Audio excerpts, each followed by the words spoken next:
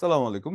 সবাইকে স্বাগতম জানাচ্ছি বিদ্যাবাড়ি অনলাইন ক্লাসরুম থেকে। সাথে আছি আমি Mohammad Jahidul Islam, senior lecture English department Bidyabari. আমাকে স্পষ্টত শুনতে এবং দেখতে পাচ্ছেন কি আপনারা? একটু কমেন্ট করে জানাবেন। স্পষ্টত দেখা এবং শোনা যাচ্ছে? ওকে, ওয়ালাইকুম আসসালাম।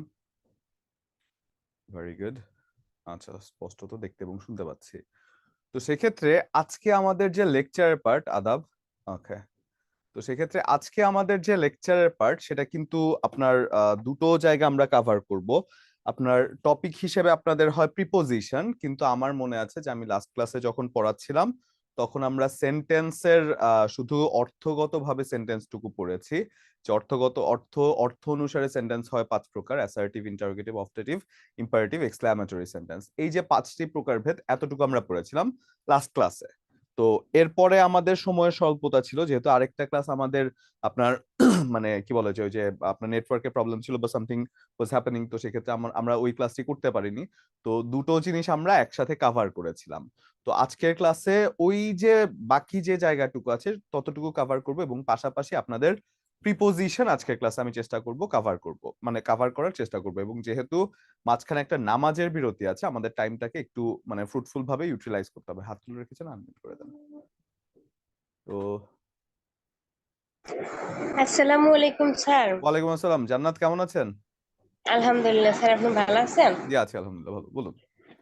স্যার, আমাদের এই অ্যাপে সমস্যা দিচ্ছে কেন? হ্যাঁ, অ্যাপের কাজ চলছে, অ্যাপের আপডেটের কাজ চলছে। তো অ্যাপের আপডেটের কাজটা শেষ হয়ে গেলে আশা করছি আপনারা দেখতে পাবেন। আচ্ছা, আমি অনেক আধা ঘন্টা যাবত ট্রাই করতেছি, ঢুকতে পারতেছি না। আরে আচ্ছা এটা তো মুখস্থ রাখি নাই।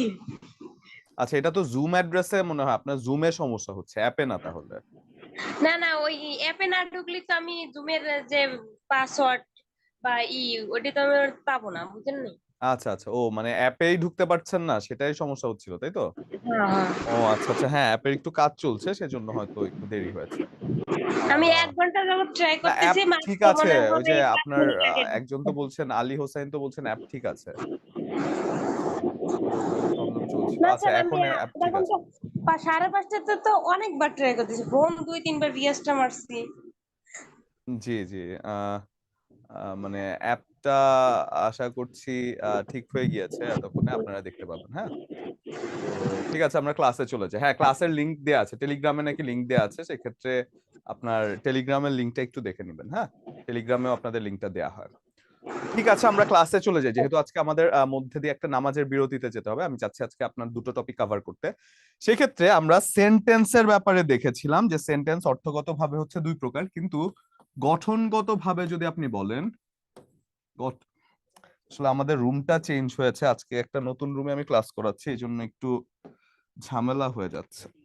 হ্যাঁ, সেক্ষেত্রে গঠনগতভাবে আপনি যদি বলেন, গঠনগতভাবে সেন্টেন্স 3 প্রকার। সেক্ষেত্রে আপনি যদি বলেন সেন্টেন্সের গঠন অনুসারে যদি বোঝানো হয়, সেক্ষেত্রে সেন্টেন্স গঠন অনুসারে কি হবে? সিম্পল সেন্টেন্স, কমপ্লেক্স সেন্টেন্স এবং কম্পাউন্ড সেন্টেন্স, তাই তো? এখন কথা হচ্ছে এটার মানেটা কি, গঠন অনুসারে যে প্রকারভেদ, এই প্রকারভেদ আসলে কিভাবে কাজ করে থাকে একটু যদি খেয়াল করে দেখি। যখন আমি বলছি সিম্পল যখন আমি বলছি সিম্পল সেন্টেন্স,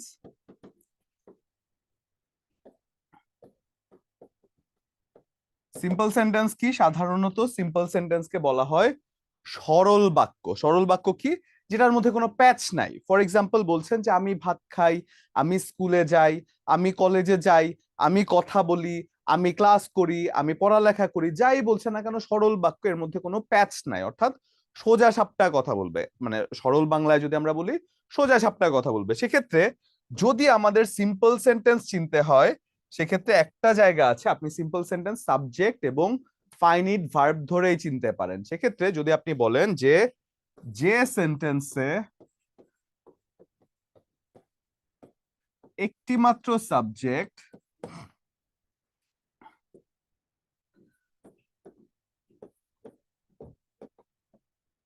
এবং একটি মাত্র ভার্ব থাকবে,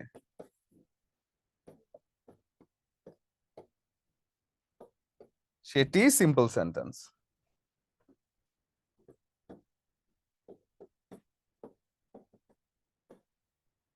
সিম্পল সেন্টেন্স। খেয়াল রাখতে হবে ভার্বটি যেন ফাইনিট ভার্ব হয়। একটিমাত্র সাবজেক্ট এবং একটিমাত্র ফাইনিট ভার্ব থাকলেই সেটা কেবলমাত্র সিম্পল সেন্টেন্স হয়। ফর এক্সাম্পল, আপনি যদি বলেন I go to school, I go to school, এটা একটা সিম্পল সেন্টেন্স, কেননা একটা ফাইনিট ভার্ব আছে। এমনকি আপনার একটা সেন্টেন্সে যদি একাধিক নন ফাইনিট ভার্ব থাকে কিন্তু ফাইনিট ভার্ব একটি থাকে, সেক্ষেত্রে আপনার অবশ্যই মানে ফাইনিট ভার্ব একটি ধরে থাকলে বা একটি থাকলে আমি সেটাকে সিম্পল সেন্টেন্স ধরে নেব। ফর এক্সাম্পল, আমি যদি বলি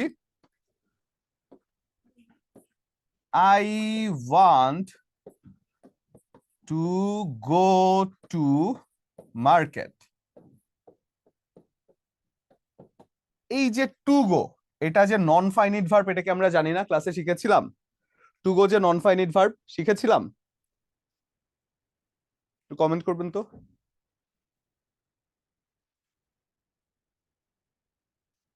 তাহলে টু টু গোটা কি হয়, কোন ভার্বের প্রকারের মধ্যে পড়ে? তাহলে টুটা হয়ে যায় ইনফিনিটিভ, টুটা হয়ে যায় ইনফিনিটিভ, সেক্ষেত্রে এটা নন ফাইনিট ভার্ব। কিন্তু ফাইনিট ভার্ব একটিই আছে, এই যে দেখেন ওয়ান, ফাইনিট ভার্ব একটি আছে, সেক্ষেত্রে সেটা হয়ে যায় কি একটা সিম্পল সেন্টেন্স। এখন যদি আমি বলি কমপ্লেক্স সেন্টেন্স, কমপ্লেক্স সেন্টেন্স কি হয়?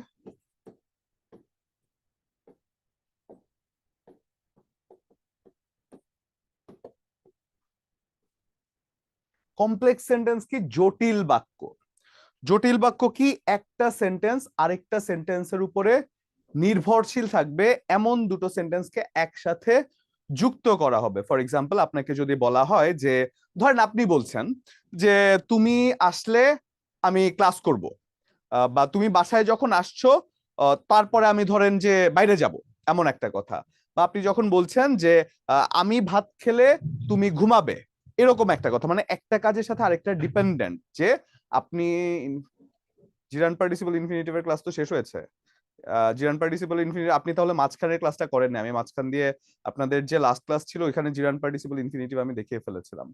সেক্ষেত্রে যখন আমি বলছি যে আমি আসলে তুমি যাবে, তুমি খেলে আমি খাবো, আমি গেলে তুমি যাবে, এই যে কথাগুলো বলছি একটার সাথে কিন্তু আরেকটা ডিপেন্ড করছে। আমি এটা না করলে তুমি সেটা করছো না, তুমি সেটা না করলে আমি এটা করছি না। অর্থাৎ এ জাতীয় কথাগুলো সবসময় হয়ে থাকে কমপ্লেক্স সেন্টেন্স। অর্থাৎ দুটো নির্ভরশীল বাক্য যদি একসাথে যুক্ত করা হয়,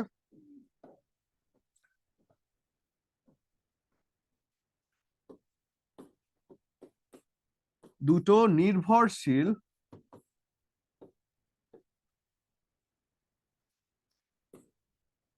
বাক্যকে একত্রে যুক্ত করা হলে তাকে কমপ্লেক্স সেন্টেন্স বলে।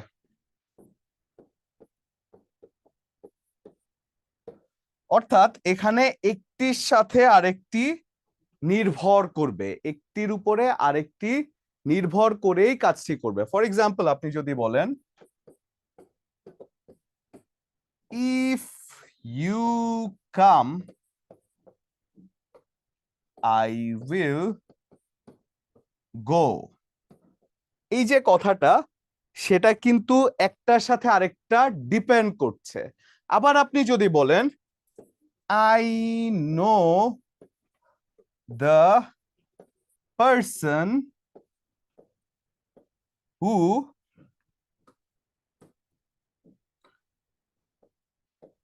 হু লাভস মি, এই যে কথাটা বললাম, এটা কিন্তু একটা কথাটা একটা আরেকটার উপরে ডিপেন্ড করছে। I know the person who loves me, মানে আমি সেই মানুষটাকে চিনি যেই মানুষটাকে আমি আচ্ছা, if I say I will respond, okay. তো সেক্ষেত্রে আমি সেই মানুষটাকে চিনি যে মানুষটা আমাকে ভালোবাসে, অর্থাৎ একটা কাজ কিন্তু আরেকটার উপরে ডিপেন্ড করছে। সেক্ষেত্রে এই জায়গায় যখন ডিপেন্ডেন্সে আমি বোঝাচ্ছি, দুটো ক্লজকে যখন সংযুক্ত করছি, তখন রিলেটিভ প্রোনাউন বা রিলেটিভ অ্যাডভার্ব দ্বারা দুটো ক্লজ সংযুক্ত হচ্ছে। এখন ক্লজ কথাটি বলার সাথে সাথে কিন্তু আমাদের ক্লজ সম্পর্কে আইডিয়া থাকতে হবে, যেটিও ওই লেকচারের একটা পার্ট ছিল। ক্লজ সম্পর্কে আমাদের জানতে হবে। এখন বলেন তো ক্লজ সম্পর্কে আমরা কে কি জানি? ক্লজ সম্পর্কে আমরা ক্লিয়ার? একটু কমেন্ট করবেন। আমি কি আগে বুঝিয়েছি কখনো প্রিপোজিশন কনজাংশন বোঝানোর সময় ক্লজ কি বুঝিয়েছিলাম? একটু বলেন তো কমেন্ট করে।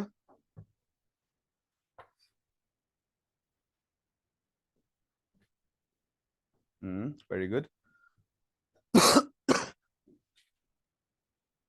ওকে, না একজন বলছেন। আর সবাই ক্লজটা কি আমরা বুঝি? ওকে, আচ্ছা, কেউ কেউ বুঝেন, কেউ কেউ বুঝি না। ঠিক আছে, তাহলে ক্লজের ব্যাপারটা আমি বলি। ক্লজ হচ্ছে যখন আমি বলছি আই, ধরেন আই না, খুব সহজ একটা জিনিস দ্বারা বোঝায়। ধরেন বলছি he is a very good boy, he is a very good boy, এবং আমি বলছি ভেরি গুড বয়। সেক্ষেত্রে he is a very good boy এবং ভেরি গুড বয় দুটোর মধ্যে যে পার্থক্য আছে, মেইন পার্থক্যটা হচ্ছে এই জায়গায় একটা ফাইনিট ভার্ব আর সাবজেক্ট আছে, এই জায়গায় ফাইনিট ভার্ব নেই, কোনো সাবজেক্ট নেই। সেক্ষেত্রে যদি কোনো একটা সেন্টেন্সে ফাইনিট ভার্ব থাকে সেটা ক্লজ, যদি কোনো সেন্টেন্সে ফাইনিট ভার্ব না থাকে সেটা কখনো সেন্টেন্স হয় না, সেটা হয়ে যায় ফ্রেজ বা খণ্ড বাক্য। এটা হয়ে যায় ক্লজ এবং এটা হয়ে যায় ফ্রেজ। যেহেতু কোনো ফাইনিট ভার্ব নেই সেহেতু সেটা হয়ে যায় ফ্রেজ, এবং যেহেতু ফাইনিট ভার্ব আছে সেহেতু সেটা হয়ে যায় ক্লজ। এখন যখন আমি বলছি I know the person,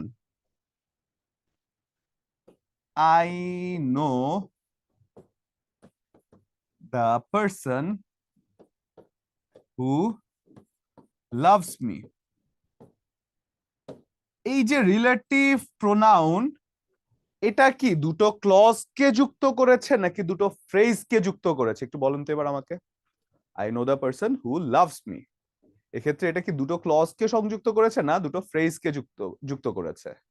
very good, দুটো ক্লজকে যুক্ত করেছে। কিভাবে বুঝলাম? নো একটা ভার্ব আছে ফাইনিট ভার্ব, লাভস একটা ভার্ব আছে ফাইনিট ভার্ব, সেক্ষেত্রে দুটো ফাইনিট ভার্ব যুক্ত অংশকে যখন এই জাতীয় কথাগুলো সংযুক্ত করছে সেটা হয়ে যাচ্ছে ক্লজ। এখন ক্লজ কিন্তু শুধু আপনার মানে এক প্রকারই হয় না, ক্লজের ভেতরে অনেক ডেপথ আছে। এবার ক্লজের ডেপথটা একটু আমরা বুঝবো যে ক্লজটা কেন ইম্পর্টেন্ট। ক্লজ থেকে কিন্তু প্রশ্ন আসে পরীক্ষার মধ্যে যে এটা কোন প্রকারের ক্লজ, ধরেন একটা ওয়ার্ডের নিচে আন্ডারলাইন করে দেওয়া হলো এটা কোন প্রকারের ক্লজ, এরকম প্রশ্ন এসে থাকে। তাহলে এবার যদি আমরা যাই ক্লজের মধ্যে, ক্লজের ডেপথটা আমরা দেখে নিব। ক্লজ হচ্ছে দুই প্রকার, একটা হচ্ছে কি ডিপেন্ডেন্ট, একটা হচ্ছে ইন্ডিপেন্ডেন্ট ক্লজ। ডিপেন্ডেন্ট আর একটা হচ্ছে ইন্ডিপেন্ডেন্ট ক্লজ, তাই তো? এরপরে যদি যাই ডিপেন্ডেন্ট ক্লজ কি, শুধু আপাতত লিখেন তারপরে আমি এক্সপ্লেইন করছি। ডিপেন্ডেন্ট ক্লজ কি? ডিপেন্ডেন্ট ক্লজ হতে পারে কি আপনার সাবঅর্ডিনেট ক্লজ আর কোঅর্ডিনেট ক্লজ। ডিপেন্ডেন্ট ক্লজ থেকে বের হতে পারে কোঅর্ডিনেট ক্লজ এবং সাবঅর্ডিনেট ক্লজ।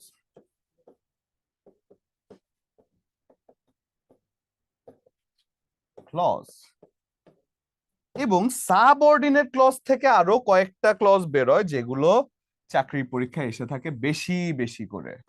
সেগুলো কি? একটা হচ্ছে noun clause,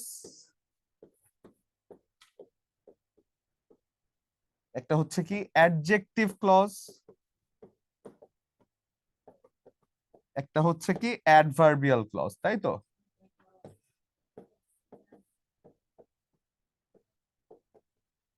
adverbial clause.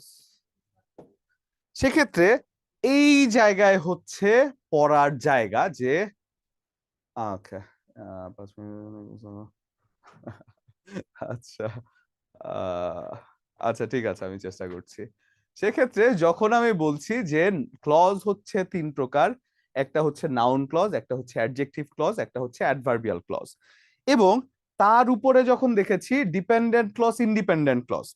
Dependent clause কেমন? একটা কথা আরেকটা কথার সাথে নির্ভর করবে। ফর এক্সাম্পল, আপনি যখন বলছেন তুমি আসলে আমি যাব, আমি খাই সে ঘুমায়, এই জাতীয় কথাগুলো একটার সাথে আরেকটার নির্ভরশীলতা বোঝাচ্ছেন, তখন ডিপেন্ডেন্ট হয়ে যায়। এবং ডিপেন্ডেন্ট ক্লজ হতে পারে দুই প্রকার, একটা হচ্ছে কোঅর্ডিনেট ক্লজ, একটা হচ্ছে সাবঅর্ডিনেট ক্লজ।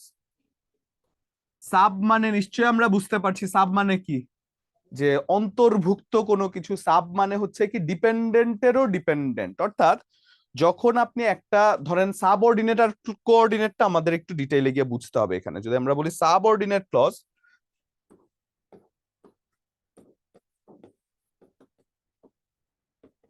সাবঅর্ডিনেট ক্লজটা যদি আমরা ডিটেইলে বুঝি, সেক্ষেত্রে আমাদেরকে বলতে হবে সাবঅর্ডিনেট ক্লজ হচ্ছে যখন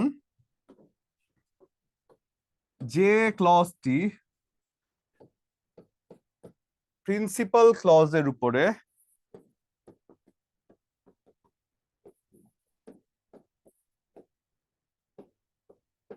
উপরে নির্ভর করে তাকে সাবঅর্ডিনেট ক্লজ বলে।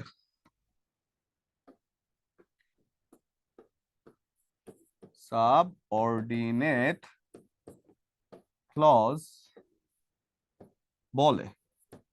যেমন আপনি যদি বলেন I know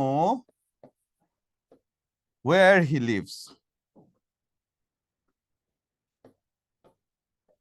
where he lives, এই যে কথাটা আই নো বলে কিন্তু where he lives, I know এর উপরে ডিপেন্ড করছে ওয়্যার হি লিভস, তাই তো? একটা কথার মানে একটা কথার শেষ হতে আরেকটা কথা সংযুক্ত করে তারপরে কথাটার মিনিং শেষ করতে হয়। সেক্ষেত্রে এই জাতীয় সেন্টেন্স গুলো, দুটো ক্লজ যখন একটা আরেকটার সাথে সংযুক্ত থাকে, সেই সেন্টেন্স গুলোকে আপনি সাবঅর্ডিনেট ক্লজ বলতে পারেন। যেমন আপনি যদি বলেন যে ওই যে আমি বলছিলাম যে তুমি আসলে আমি যাব, তুমি আসো আমি যাব, অর্থাৎ একটার সাথে আরেকটা রিলেটেড। তুমি আগে আসো আমি যাব তারপরে, সেক্ষেত্রে প্রিন্সিপাল ক্লজ কি? তুমি আসা তারপরে আমি যাওয়া। তো সেক্ষেত্রে সাবঅর্ডিনেট ক্লজ হচ্ছে একটা শর্তের পরবর্তীতে আপনি যে শর্তটা পালন করার মানে পালন করার প্রতিজ্ঞা করেন, সেটা হয়ে যায় সাবঅর্ডিনেট ক্লজ। এবং যদি বলি আমি কোঅর্ডিনেট ক্লজ, কোঅর্ডিনেট ক্লজ কি?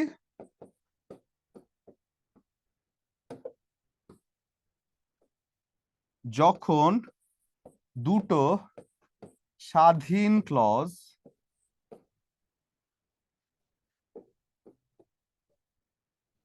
একত্রে যুক্ত করা হয়,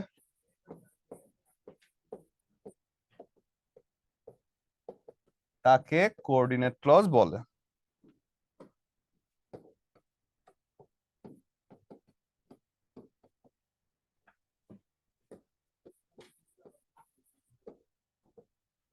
এবং এগুলো আরো ডিটেইলে থরলি আমরা ট্রান্সফরমেশন অফ সেন্টেন্সে একেবারে খুব ভালো করে পড়বো। এখন শুধু সেন্টেন্সের যতটুকু বেসিক আইডিয়া দেয়া যায় এর মধ্যে থেকে আমি মোটামুটি উপর দিয়ে আপনাদের দেখিয়ে যাচ্ছি, ট্রান্সফরমেশনে খুবই ভালো করে ব্যাপারগুলো আমরা দেখবো, ঠিক আছে? এরপরে যদি আমি বলি কোঅর্ডিনেট ক্লজ তাহলে কেমন হতে পারে? কোঅর্ডিনেট ক্লজের ক্ষেত্রে একটা জিনিস মনে রাখবেন, কনজাংশন গুরুত্বপূর্ণ। কনজাংশন দ্বারা সাধারণত কোঅর্ডিনেট ক্লজ যুক্ত করা হয়। কোঅর্ডিনেট ক্লজ যুক্ত করা হয়, এটা হচ্ছে কি কি দ্বারা যুক্ত করা হয়? Conjunction, and, or, but, not, এই জাতীয় কথাগুলো দ্বারা কোঅর্ডিনেট ক্লজ সাধারণত যুক্ত করা হয়। এখন খেয়াল করেন, আপনি যদি একটা কথা বলেন যে I go to school and he goes to market, দুটো ইন্ডিপেন্ডেন্ট ক্লোজ না? কোনোটার উপরে কোনোটার কি নির্ভরশীলতা আছে? এই যে এন্ড দ্বারা যখন যুক্ত করেছেন, দুটো কাজই কিন্তু ইন্ডিপেন্ডেন্ট, দুটো কাজই স্বাধীন। এই জাতীয় স্বাধীন কাজগুলোকে যখন এন্ড দ্বারা যুক্ত করা হয় সেক্ষেত্রে স্যার তাহলে কি কম্পাউন্ড সেন্টেন্স? হ্যাঁ, কম্পাউন্ড সেন্টেন্সে হবে কোঅর্ডিনেট ক্লজ। সেক্ষেত্রে কম্পাউন্ড সেন্টেন্স হবে, আমরা ওইখানে যাচ্ছি, কম্পাউন্ড সেন্টেন্সে আমরা যাচ্ছি। সেক্ষেত্রে কম্পাউন্ড সেন্টেন্সটায় কোঅর্ডিনেট ক্লজ দুটো পাশে বসে যায় এবং কমপ্লেক্স সেন্টেন্সে বসে কি সাবঅর্ডিনেট ক্লজ, একটার সাথে আরেকটা যেহেতু নির্ভরশীল সেহেতু সাবঅর্ডিনেট ক্লজ বসে কমপ্লেক্স সেন্টেন্সে, কোঅর্ডিনেট ক্লজ বসে কম্পাউন্ড সেন্টেন্স। এবং কম্পাউন্ড সেন্টেন্সের মধ্যে নিশ্চয়ই যে কনজাংশন গুলো আছে, ফ্যান বয়েজ এর কথা বলতে পারি, either or neither or not only but also, এই জাতীয় কথাগুলো কিন্তু বসে থাকে। সেক্ষেত্রে এই যে একটা আরেকটার উপরে নির্ভরশীলতা বোঝাচ্ছে না, সেগুলো হয়ে যায় কম্পাউন্ড। আপনি আসার সাথে তার খাওয়ার কোনো সম্পর্ক নেই। আপনি যখন বলছেন যে তুমি আসছো এবং সে খাচ্ছে, কোনোটার সাথে কোনোটার কোনো সম্পর্ক নেই। কিন্তু যদি বলেন তুমি আসো তাহলে সে খাবে, সম্পর্ক আছে, তখন কি সাবঅর্ডিনেট। তুমি আসো তারপরে সে খাবে, অর্থাৎ একটার সাথে আরেকটার সম্পর্ক জুড়ে দিচ্ছে, এজন্য সেটা হয়ে যায় সাবঅর্ডিনেট। কিন্তু যদি দুটোর আলাদা সম্পর্ক থাকে সেক্ষেত্রে সেটা হয়ে যায় কোঅর্ডিনেট ক্লজ। এবার যদি আমি বলি কোঅর্ডিনেট ক্লজ ব্যবহৃত হয়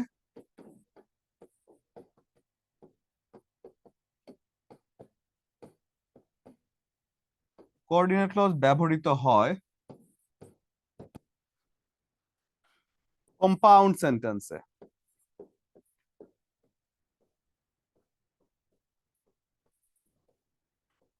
এবং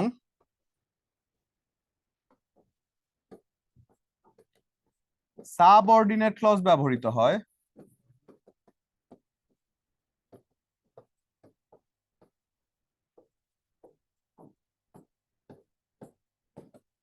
কমপ্লেক্স সেন্টেন্সে।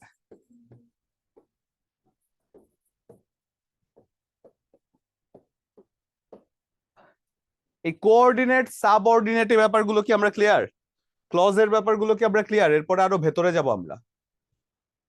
আমি একটু জলদি করছি যাতে নামাজের আগে আমি আপনাদের ক্লজের ব্যাপারটা ক্লিয়ার করতে পারি, যাতে করে আমি পরবর্তীতে এসে প্রিপোজিশনটা ধরে শেষ করতে পারি।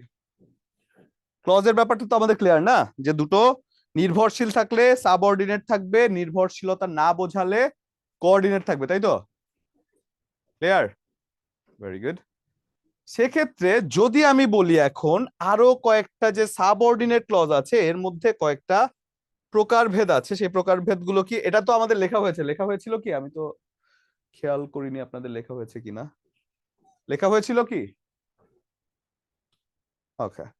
সেক্ষেত্রে কোঅর্ডিনেট আর সাবঅর্ডিনেটের ব্যাপারটা যদি আমরা বুঝি তাহলে এবার আসি আরো কয়েকটা ক্লজ আছে যেগুলো সাবঅর্ডিনেটের ভেতরে।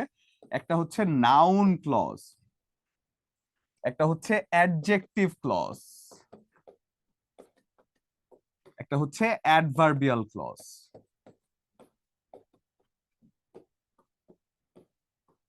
একটু খেয়াল করে দেখবেন, এটা লেখার আগে আমরা সিকোয়েন্সটা লিখি।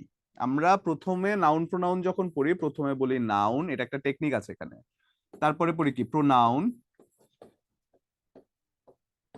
তারপরে পড়ি কি অ্যাডজেক্টিভ, তারপরে পড়ি কি ভার্ব, এবং তারপরে পড়ি কি অ্যাডভার্ব, তাই তো? এটা শুধু লেখে নেন, পরবর্তীতে এখানে একটা জিনিস আছে দেখাচ্ছি ব্যাপারটা। সেক্ষেত্রে যদি আমি বলি নাউন ক্লজ, নাউন ক্লজ কি হয়? ঠিক নাউনের মতোই, যে ক্লজ নাউনের মতো কাজ করে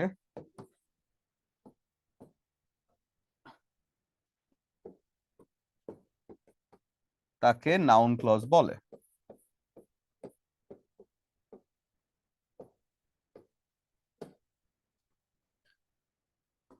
আমরা নাউন কিভাবে খুঁজে পাই? কি দ্বারা প্রশ্ন করে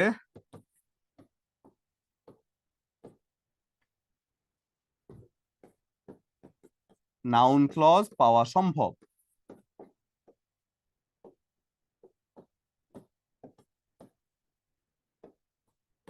এবং আন্ডারলাইনকৃত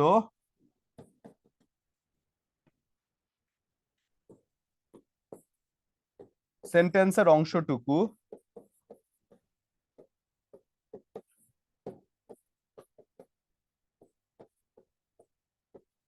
ঢেকে সেখানে ইট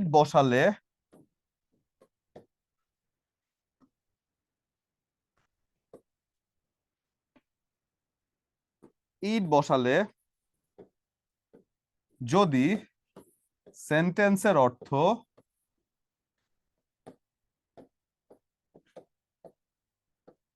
সম্পূর্ণ হয়, এটা কিন্তু টেকনিক, তাহলে সেটি নাউন ক্লজ। যেমন আমি যদি বলি I know the person where he lives, এই যে কথাটা বলা আছে এখানে এটার নিচে দাগ দেয়া আছে মনে করেন একটা সেন্টেন্সে, সেক্ষেত্রে এই যে দাগ দেয়া আছে সেন্টেন্সে বলা হচ্ছে এটা কোন প্রকারের ক্লজ আপনাকে খুঁজে বের করতে বলা হয়েছে। আপনি প্রথমে কি করবেন, এই জায়গাটি ঢেকে ফেলবেন, চিন্তা করবেন এখানে কোনো কিছু নাই, এই জায়গায় একটা ইট বসাবেন। যদি ইট বসালে সেন্টেন্সটি ক্লিয়ার হয়, যেমন আই নো ইট, ইট বসালে যেহেতু সেন্টেন্সটি হয়ে যাচ্ছে তার মানে এটা নাউন ক্লজ। ঠিক আছে, এটা হচ্ছে নাউন ক্লজের টেকনিক। আবার যদি আমি প্রশ্ন করি I know the person where he lives, সেক্ষেত্রে আমি কি প্রশ্ন করতে পারি, আমি কি জানি the person where he lives, অর্থাৎ সে মানুষটি কে আমি জানি যে কোথায় থাকে, সে কোথায় থাকে। দেখেন তো নাউন ক্লজের ব্যাপারটা কি আমরা বুঝাচ্ছি, এটা হচ্ছে টেকনিক, যে কোনো কিছু যখন নাম বোঝানো হয় সেক্ষেত্রে কি দ্বারা প্রশ্ন করলে যদি উত্তর পাওয়া যায় সেটা হচ্ছে নাউন ক্লজ, এবং ইট বসালেও সেটা পাওয়া যায়। ঠিক আছে, এটা কি বুঝাচ্ছি আমরা?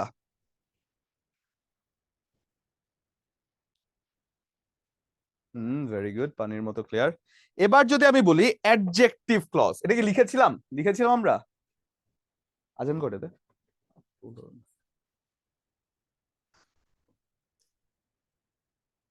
একটু উপরে যান তো, কি যেন বললো, উপরে উপরে উপরে। I was good but I was wrong, there is much more to learn. আচ্ছা, in past I had feeling that my basic English was very good but I was wrong, there is much more to learn। না মানে ঠিক আছে, সবাই আসলে শিক্ষার তো কোনো শেষ নাই, সেক্ষেত্রে জি। ওকে, পানির মতো, ভেরি গুড, নিচে যান। ওকে, এবার যদি বলি আমি অ্যাডজেক্টিভ ক্লজ,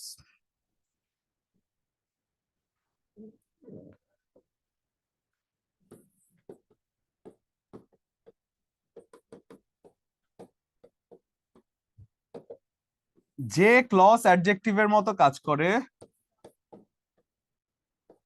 অ্যাডজেক্টিভ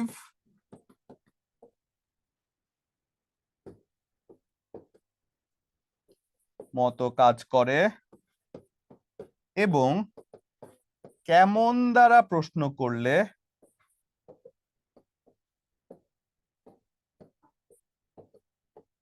যে ক্লজ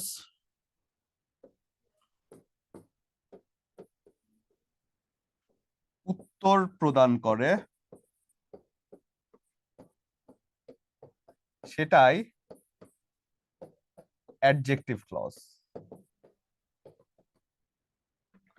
অ্যাডজেক্টিভ ক্লজ, ঠিক আছে, এটা একটু লিখে নেন যে যে ক্লজটা অ্যাডজেক্টিভের মতো কাজ করে এবং কেমন দ্বারা প্রশ্ন করলে যেই ক্লজের উত্তর পাওয়া যায় সেক্ষেত্রে সেটা হয়ে যায় adjective clause.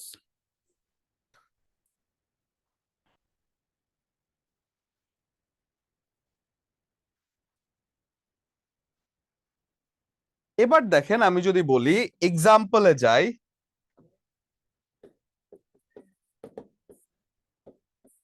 the pen which is red in color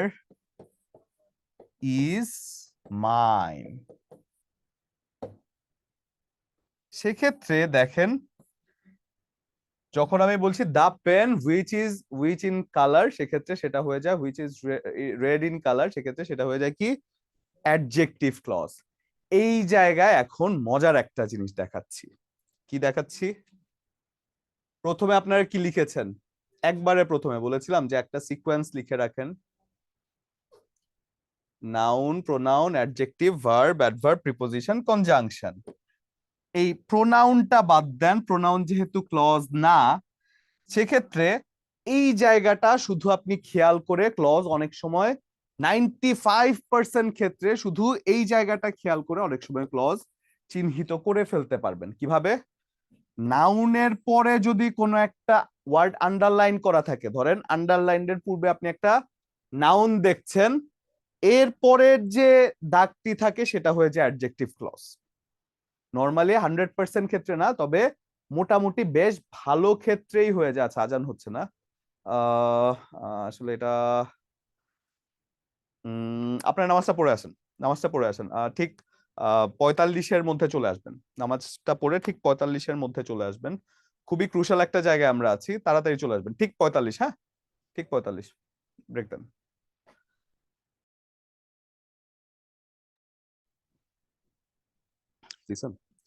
জি, আমরা কি এসেছি?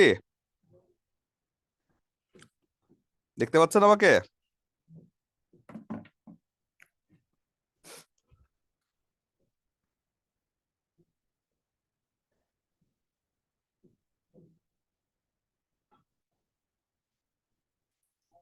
পানি আছে?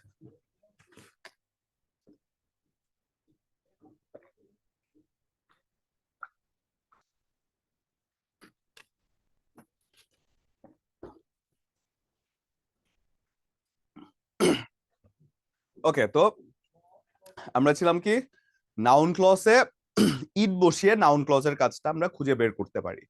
যে যে জায়গায় আন্ডারলাইন করা আছে সেখানে যদি আমরা ইট বসাই, তাহলে আমরা পেয়ে যাই নাউন ক্লজ। এবং যখন নাউনের পরে একটা ক্লজ থাকে, অ্যাডজেক্টিভ ক্লজ তো আপনি বললেন, ঠিক আছে, সেক্ষেত্রে যখন আপনি নাউনের পরে একটা ক্লজ দেখছেন, সেটা ওই যে সিকোয়েন্সটা বললাম, কেমন দ্বারা প্রশ্ন করছেন সেটা তো ঠিক আছে, সেভাবে তো পাওয়া যায়। অনেক সময় নাউনের পরে যে একটা ক্লজ থাকে, সেক্ষেত্রে সেই ক্লজটা হয়ে যেতে পারে অ্যাডজেক্টিভ ক্লজ। ফর এক্সাম্পল, যখন আপনি বলছেন দ্য পেন, পেন কি নাউন না? পেনের পরে একটা ক্লজ আন্ডারলাইন করা আছে, আপনি আন্ডারলাইন করার ক্লজটাকে একেবারেই জানেন না, মনে করেন যে, আচ্ছা, আন্ডারলাইন করার ক্লজটাকে আমরা আগে ক্লাসটা শেষ করি, তারপরে কোয়েশ্চেন করি, হ্যাঁ। তো সেই ক্ষেত্রে যখন ইয়ে করলাম, আন্ডারলাইন করার ক্লজটাকে যখন আন্ডারলাইন দাগ দিয়ে ফেললাম বা মানে মুছে ফেললাম, তার পূর্বে একটা আমি নাউন দেখতে পাচ্ছি, এবং এই নাউনের ব্যাপারে অতিরিক্ত তথ্য কে দেয়? অ্যাডজেক্টিভ দেয়। সেক্ষেত্রে এটা হয়ে যায় একটা অ্যাডজেক্টিভ ক্লজ। এবং অ্যাডভার্বিয়াল ক্লজ যদি বলি, অ্যাডভার্বিয়াল ক্লজ,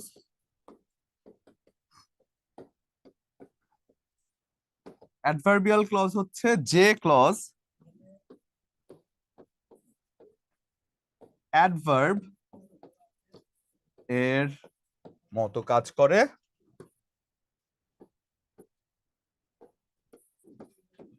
তাকে অ্যাডভার্বিয়াল ক্লজ বলে।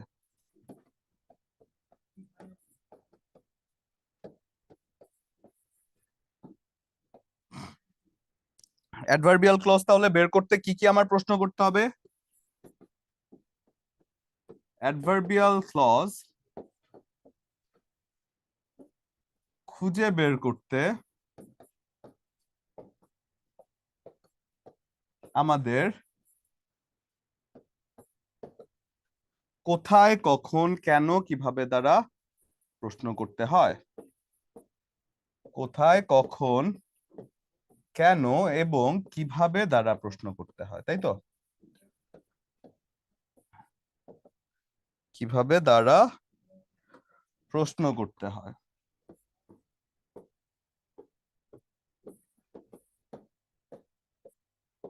এই জায়গাটা একটু লিখে নিন আপনারা, যে অ্যাডভার্বিয়াল ক্লজের ডিটেইলটা।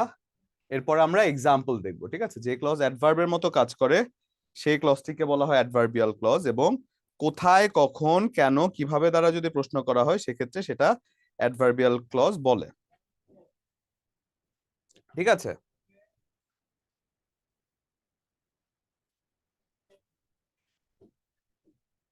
এখন আমি যদি অ্যাডভার্বিয়াল ক্লজটাকে এক্সাম্পলে দেখি, আমি যদি বলি I would go if he come, I would go if he come. সেক্ষেত্রে যদি আমি বলি যে I would go if he come, সেক্ষেত্রে আমি কি দ্বারা প্রশ্ন করতে পারি? কোথায়, কখন, কেন, কিভাবে দ্বারা। সেক্ষেত্রে কোথায় দ্বারা প্রশ্ন করলে হয় না, কেমন দ্বারা প্রশ্ন করলে কি হয়? কোথায় কখন না, কোথায় কোথায় কখন, হ্যাঁ কখনই তো। কোথায় কখন কেন কিভাবে, সেক্ষেত্রে I would go if he come. সেক্ষেত্রে কোথায় কখন দ্বারা প্রশ্ন করলে কি হয়? আমি কখন যাব? যখন সে আসবে, হয়ে যায় কিন্তু। সেক্ষেত্রে এটা হয়ে যায় এইভাবে একটা অ্যাডভার্ব। এবং আরেকটা জিনিস খেয়াল করেন, কি খেয়াল করবেন জানেন? ওই যে সিকোয়েন্স, ভার্বের পরে অ্যাডভার্বের সিকোয়েন্স সচরাচর হয়ে থাকে। এবার দেখেন তো সেন্টেন্সটা,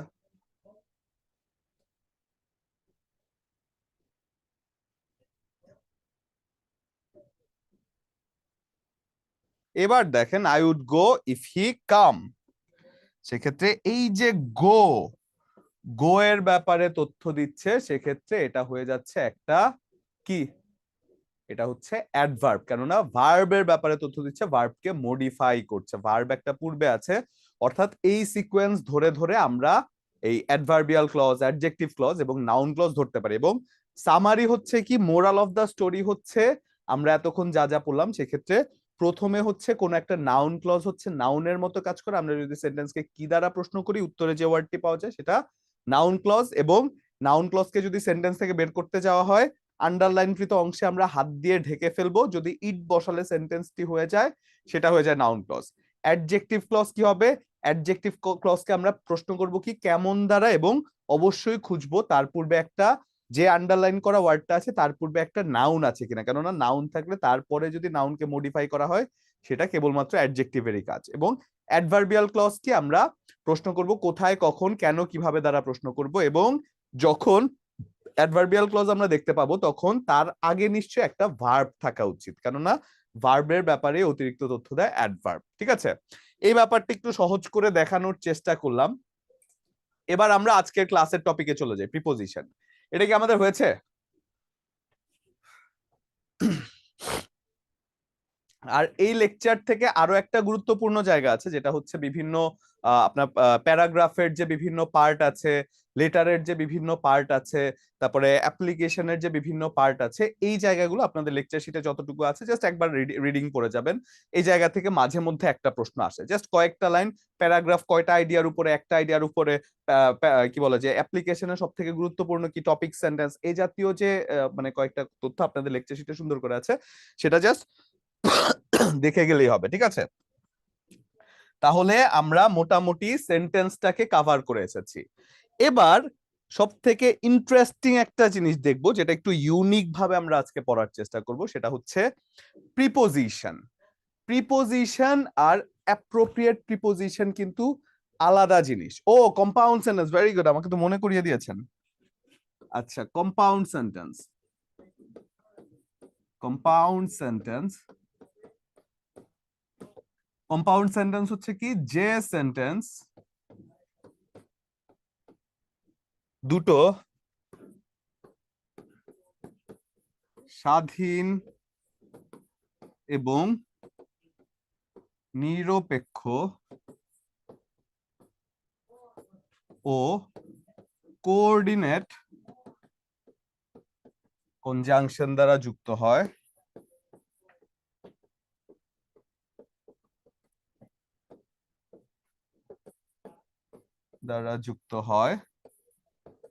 তাকে কম্পাউন্ড সেন্টেন্স বলে।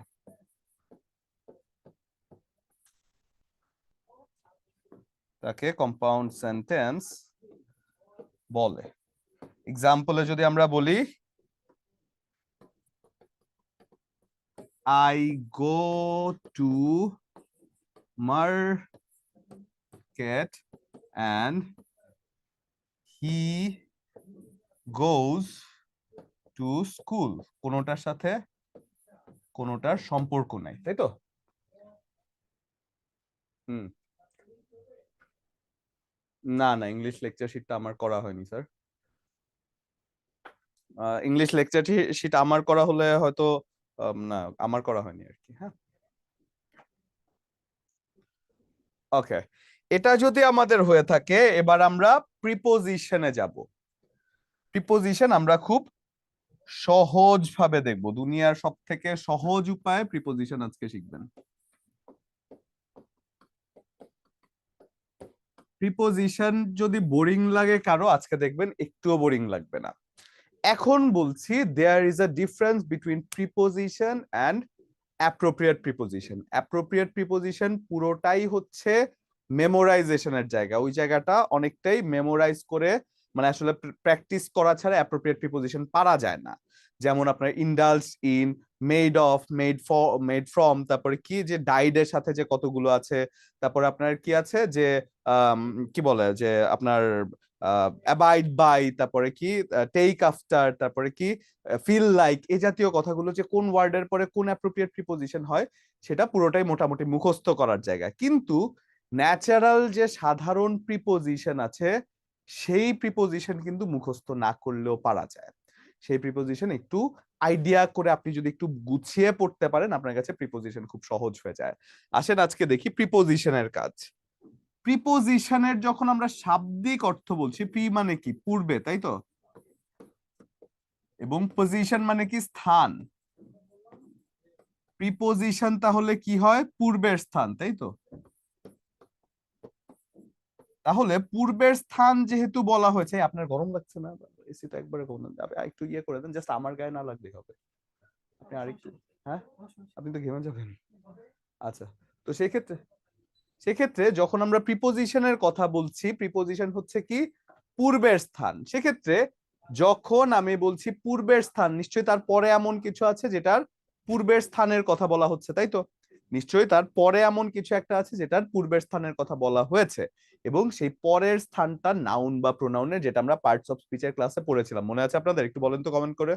পার্টস অফ স্পিচের ক্লাসে পড়েছিলাম যে প্রিপোজিশন হচ্ছে নাউন বা প্রোনাউনের পূর্বে বসে সবসময়। এটা কি পড়েছিলাম আমরা? Yes, very good. সেক্ষেত্রে ওকে, হ্যাঁ হ্যাঁ শিওর। আমার মাউস আছে না এখানে? ভেরি গুড, সবার মনে আছে।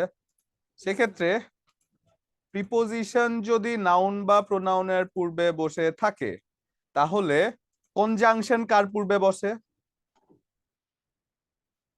আচ্ছা, ছিলেন না সেদিন। ওকে, প্রিপোজিশনটা সচরাচর নাউনের পূর্বে বসে, ঠিক আছে? এতটুকু আমরা লিখে নিই। প্রিপোজিশন সব সময় নাউন বা প্রোনাউন এর পূর্বে বসে,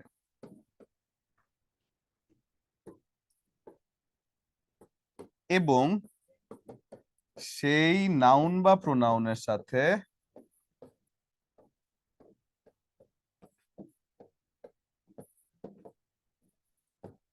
পুরো সেন্টেন্সের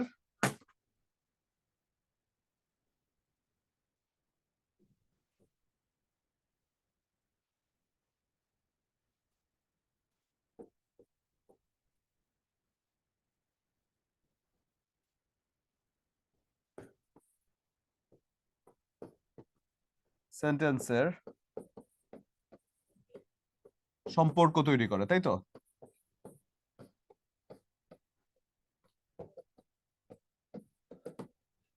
সেক্ষেত্রে যখন প্রিপোজিশন বলছেন কোনো নাউন বা প্রোনাউনের পূর্বে বসে এবং পুরো সেন্টেন্সের সাথে তার সম্পর্ক তৈরি করে দিচ্ছে, সেটা প্রিপোজিশন। তাহলে বসার দরকারটা কি?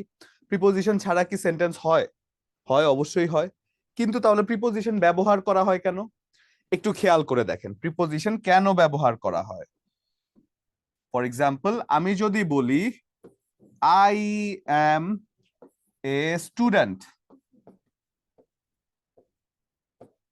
হয় sentence. I M a student, এখানেই সেন্টেন্স শেষ হতে পারে।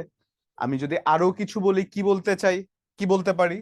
I M a student of, ধরেন কি বলে, marketing department.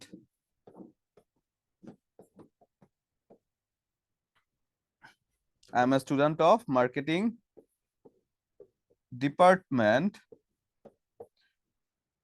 of University of Dhaka.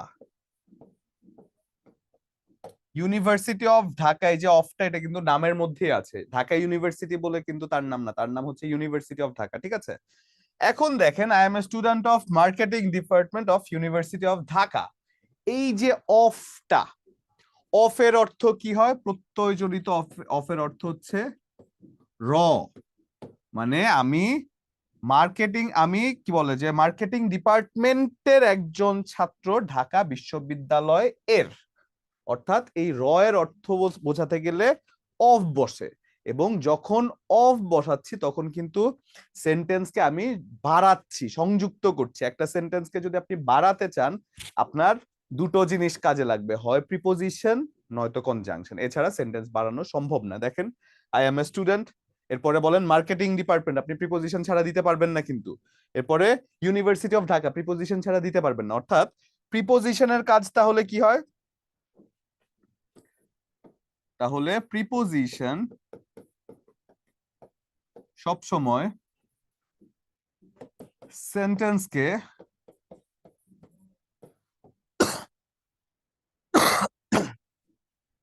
বড় করতে সাহায্য করে, এবং এই কাজটি প্রিপোজিশনই করে থাকে। যেহেতু সেন্টেন্সকে বড় করতে সাহায্য করে, সেই কাজটা প্রিপোজিশন। প্রিপোজিশনের কাজ আমরা বুঝলাম। এবার আসেন কোন জায়গায় কোন প্রিপোজিশন বসে সেটা একটু খেয়াল করে নিই, এবং এটা আমরা একটু ইউনিক ভাবে শিখব। কিভাবে শিখব? ইউনিক ভাবে শিখব, এবং এটার আমি নাম দেই প্রিপোজিশনের ফিল্ড অ্যাপ্রোচ।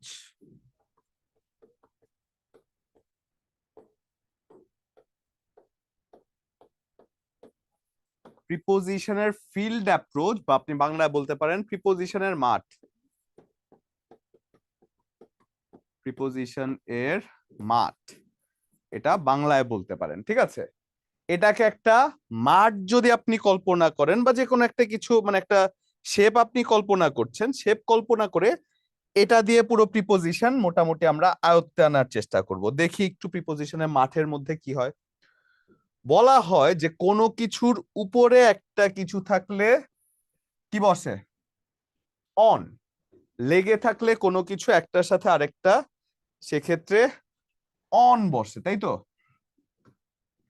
একটার সাথে আরেকটা কিছু লেগে থাকলে কি বসে? অন বসে। একটার উপরে আরেকটা জিনিস আছে, দূরত্ব আছে কিন্তু খুব বেশি নাই, এমন ক্ষেত্রে ওভার বসে, এবং সেটা গতিশীল হয়। এবং একটা জিনিসের উপরে আরো একটা জিনিস আছে সর্বোচ্চ উপরে, সেক্ষেত্রে কি বসে? অ্যাবাভ বসে। এটা বলা হয়, তাই তো? আমি যেভাবে আপনার করছি, আপনার যেভাবে ছকটক আঁকছি, যেভাবে ডিসপ্লেতে আঁকছি, ঠিক সেইভাবে এঁকে নেন। আস্তে আস্তে আমি একটা একটা করে নোটও করে দিব, বাট এভাবে এঁকে নেন, বুঝতে সুবিধা হবে, ঠিক আছে? সেক্ষেত্রে অন যদি বলি, ওভার যদি বলি, এবং অ্যাবাভ যদি বলি, কোনো কিছু একটা কিছুর সাথে লেগে আছে এমন অবস্থায় থাকলে অন বসে। একটা জিনিস যদি তার থেকে উপরে আছে কিন্তু খুব বেশি উপরে না, মাঝামাঝি দূরত্বে, ওভার বসে। এবং সর্বোচ্চ দূরত্বে যদি হয় সেক্ষেত্রে অ্যাবাভ বসে, ঠিক আছে? খেয়াল করে দেখেন, মনে রাখতে পারি কিভাবে। অনের মধ্যে দুটো অ্যালফাবেট আছে, তার মানে কম দূরত্ব, কাছাকাছি দূরত্ব। ওভারের মধ্যে কয়টা আছে? চারটা অক্ষর আছে, তাহলে কি দূরে? দূরে আছে কিন্তু সর্বোচ্চ দূরে না। কেন? কারণ পাঁচটা অক্ষর নিয়ে কিন্তু অ্যাবাভও আছে। তো অ্যাবাভ থাকলে সব থেকে উপরে, সব থেকে বেশি অক্ষর পাঁচটা, অ্যাবাভ সব থেকে উপরে, ওভার একটার উপরে আছে, ঠিক আছে, কিন্তু খুব বেশি উপরে না, মোটামুটি দূরত্ব আছে। আর অন হচ্ছে লেগে আছে। এবার যদি এটাকে আমরা নোট করি, তাহলে কি আমরা বলতে পারবো ব্যবহার হিসেবে? অন যদি বলি, কোনো কিছুর উপরে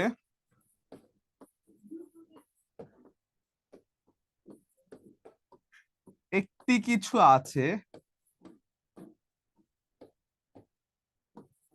এবং লেগে আছে দুটো জিনিস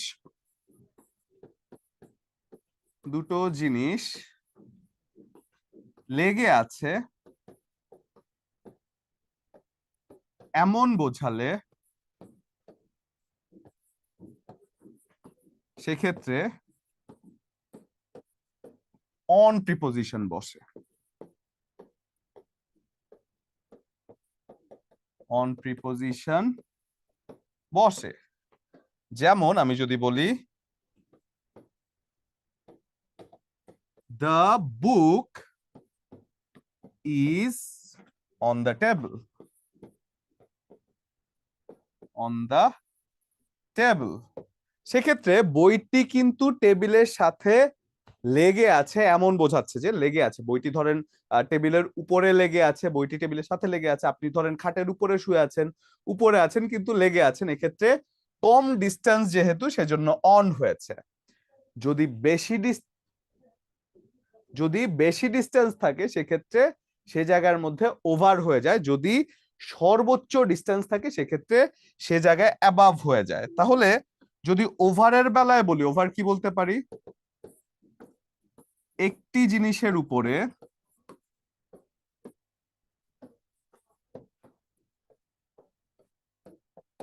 আরো একটি জিনিস আছে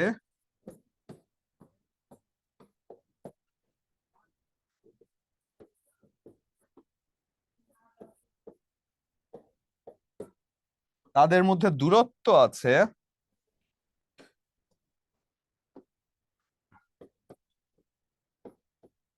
তাদের মধ্যে দূরত্ব আছে এবং উপরের জিনিসটি গতিশীল অবস্থায়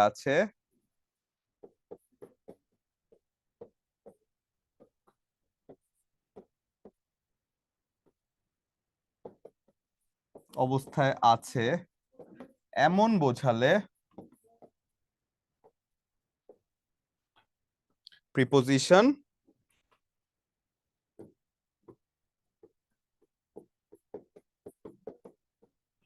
ওভার বসে। যেমন আপনি যদি বলেন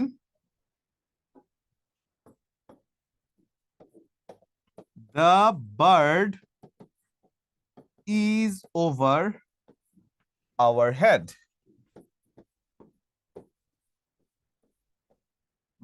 পাখিটি আপনার মাথার উপরে আছে, অনেক উপরে না, একেবারে আকাশে না, তাই তো? সেক্ষেত্রে এই যে the bird is over our head, এবং এখানে একটা গতি কিন্তু বোঝায় যে উপর দিয়ে উড়ে যাচ্ছে, এমন ব্যাপারটা হলে ওভার বসে। এবং যেহেতু দূরত্ব আছে, চারটা অক্ষর বসেছে কিন্তু সর্বোচ্চ দূরত্ব না, সেক্ষেত্রে অ্যাবাভ বসেনি, ওভার বসেছে। কিন্তু অ্যাবাভের বেলায় যদি আমি বলি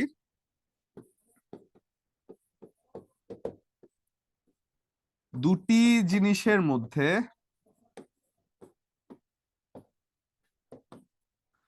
সর্বোচ্চ দূরত্ব বোঝাতে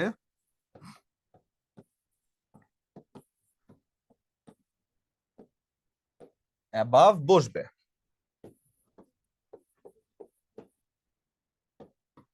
যেমন the sky is above our head, তাই তো? কেননা আকাশের থেকে দূরে আর কিছু নাই।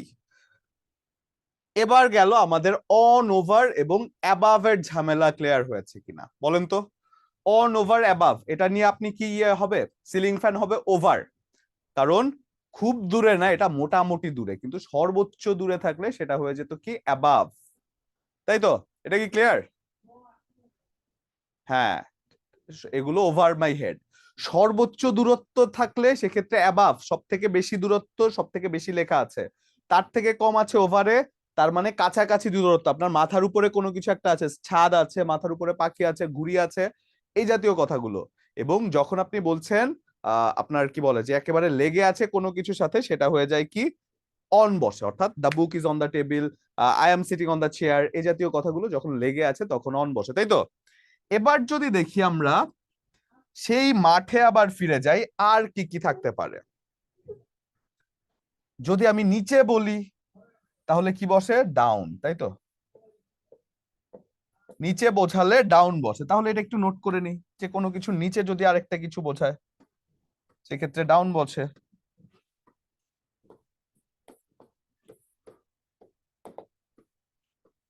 কোনো কিছুর নিচে অন্য কিছুর অবস্থান করা বোঝাতে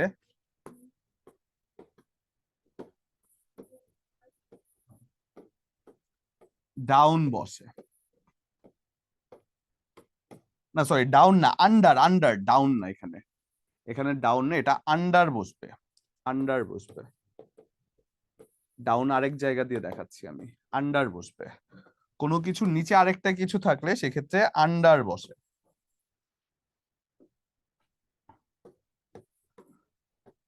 সেক্ষেত্রে যদি আপনি বলেন কোনো কিছু নিচে আরেকটা কিছু কি, ধরেন the cat is under the table, under the table, তাই তো? সেক্ষেত্রে কোনো কিছুর নিচে একটা কিছু যদি থাকে সেক্ষেত্রে সেটা হয়ে যায় আন্ডার। যেমন the cat is under the table, সেক্ষেত্রে ডাউন এটা না, ডাউন আরেক জায়গায় আমি দেখাচ্ছি, দাঁড়ান, ডাউন আরেকটা ভাবে দেখাচ্ছি। এটা কি হয়েছে আমাদের? তাহলে আন্ডার যদি বুঝি তাহলে তারপরে যাইতো আমরা এই মাঠের মধ্যে গেলে আর কি হতে পারে, এখান থেকে আমি মাঠের পাশে কিছুর কথা বলতে পারি, মাঠের পাশে কোনো কিছু একটা অবস্থান করছে এমন বলতে পারি। তাহলে আমি কি বলবো মাঠের পাশে অবস্থান করলে? বিসাইড। আমি মাঠের পাশে কোনো কিছুর যদি অবস্থান বোঝাই সেটা হয়ে যায় বি সাইড। এখন আচ্ছা, ও আচ্ছা, এখানে এটা হয়েছে না।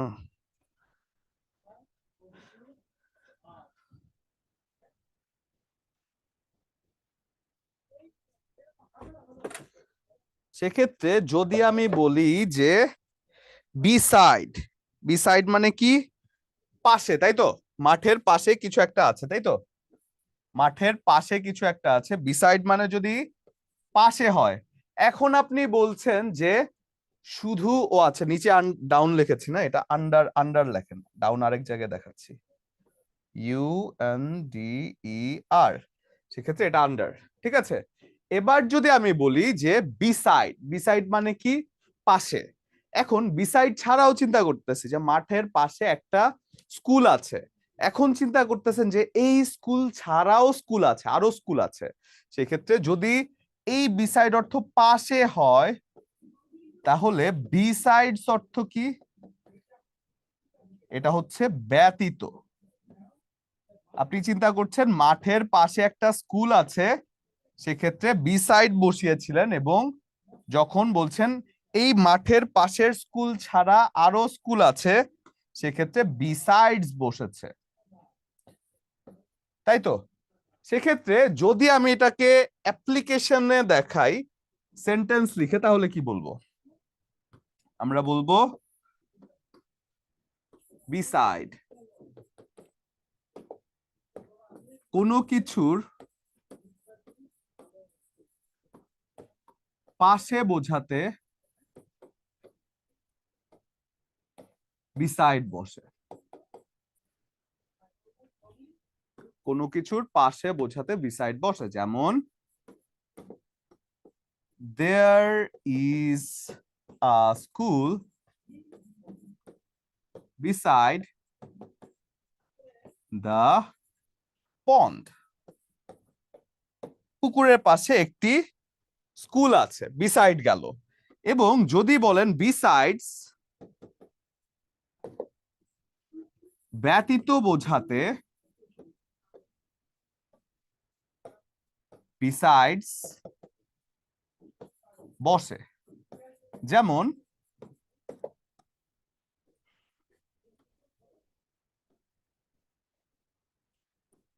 there are several schools besides this school.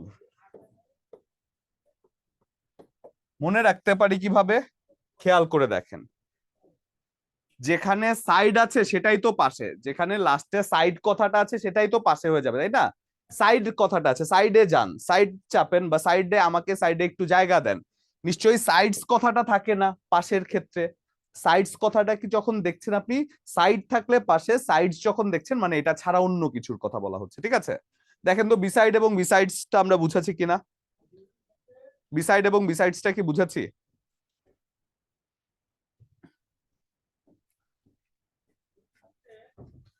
Sir very good. ওকে, এবার যদি দেখি মাঠে আমরা আর কি করতে পারি।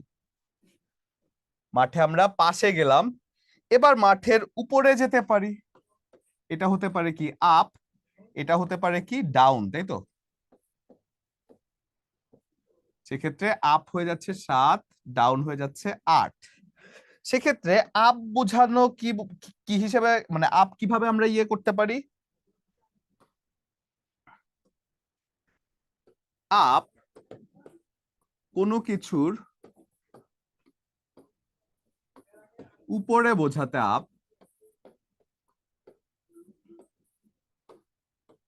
আপ বসে, যেমন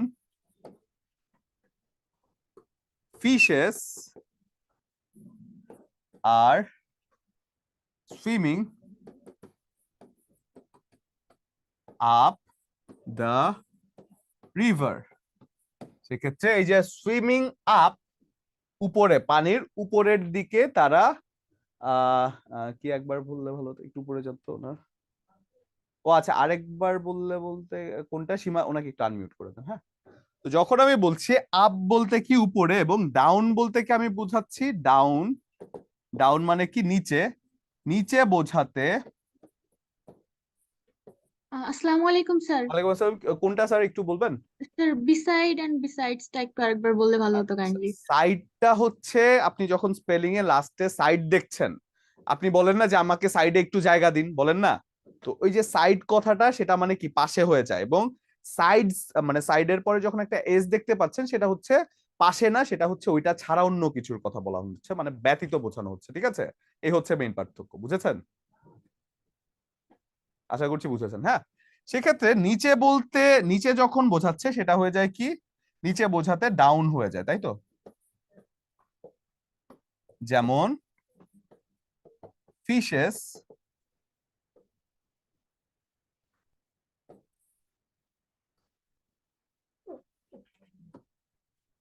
যেমন fishes are swimming down the river, তাই তো? তাহলে আপ ডাউনের ব্যাপারটা আমাদের ক্লিয়ার হলো।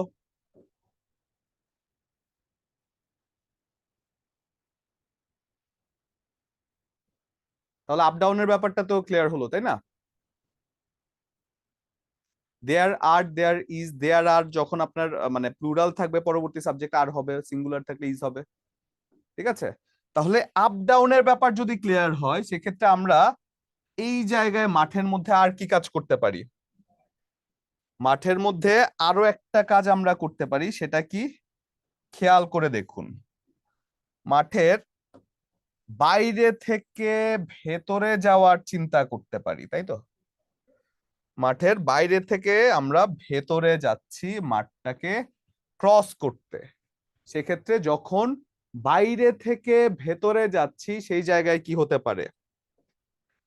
ইন টু, অর্ধেক বাইরে অর্ধেক ভেতরে। ইন এবং টু, যখন বাইরে থেকে ভেতরে যাচ্ছি সেক্ষেত্রে ইনটু বসে, বাইরে থেকে ভেতরে প্রবেশ যখন করা হচ্ছে সেক্ষেত্রে ইনটু বসতে পারে। তাহলে এটা কি লিখবো আমরা? ইনটু, বাইরে থেকে ভেতরে প্রবেশ করার ক্ষেত্রে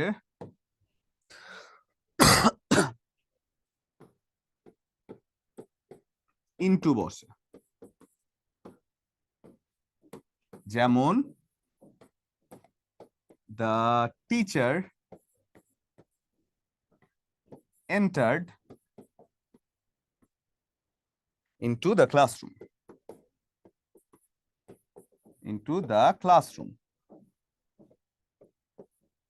টিচার বাইরে থেকেই তো ভেতরে ঢুকেছে, তাই তো? সেক্ষেত্রে এন্টার্ড ইনটু মানে বাইরে থেকে ভেতরে ঢোকা। এই ব্যাপারটা কি আমরা বুঝাচ্ছি, বাইরে থেকে ভেতরে?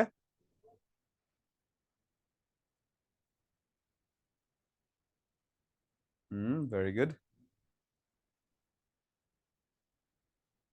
আচ্ছা, এবার দেখি আমরা মাঠে আর কি কি কাজ করতে পারি। আমরা মাঠটি পার করে ফেলতে পারি, তাই তো? মাঠটি যখন আমরা পার করছি সেক্ষেত্রে আমরা কি করতে পারি? একটা কাজ করতে পারি কি আমরা থ্রো, একটা কাজ কি করতে পারি অ্যাক্রস। মাঠ পার করার ক্ষেত্রে বা বের হয়ে যাওয়ার ক্ষেত্রে থ্রো বসতে পারে, অ্যাক্রসও বসতে পারে। কখন থ্রো বসবে কখন অ্যাক্রস বসবে সেটা হচ্ছে কথা। যদি স্পিড থাকে বা গতি থাকে সেক্ষেত্রে অ্যাক্রস হয়, আর গতি যদি না থাকে সেক্ষেত্রে থ্রো হয়। এবার যদি আমরা বলি তাহলে থ্রো আর অ্যাক্রস এর ব্যাপারে আমরা কি লিখতে পারি? থ্রো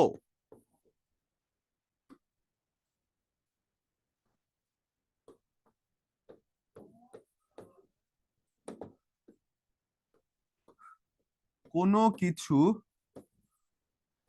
অতিক্রম করা বোঝাতে থ্রো বসে। থ্রো বসে, উল্লেখ্য এক্ষেত্রে গতি বোঝাবে না, গতি বোঝাবে না। যেমন আমি যদি বলি we were passing through the jungle, সেক্ষেত্রে যখন আমি জঙ্গল অতিক্রম করছি সেক্ষেত্রে যখন আপনারা প্রিপোজিশনের সাথে অ্যাপ্রোপ্রিয়েট প্রিপোজিশনটা মিলিয়ে ফেলছেন, প্রিপোজিশনটার সাথে অ্যাপ্রোপ্রিয়েট প্রিপোজিশন মেলাবেন না, হ্যাঁ। এরপরে যদি আমি বলি যখন আপনি বলছেন যে কি বলে থ্রো কোনো কিছু অতিক্রম করা বোঝাতে যখন গতি থাকে না সেক্ষেত্রে আপনার থ্রো বসে, কিন্তু যদি বোঝানো হয় যে কোনো কিছুর গতি আছে, পার হচ্ছেন এবং গতি আছে, অ্যাক্রস। কোনো কিছু অতিক্রম করার চেষ্টা চলছে এবং যদি গতি থাকে তবে সেক্ষেত্রে অবশ্যই অ্যাক্রস বসবে। যেমন আপনি যদি বলেন হি swims across the river,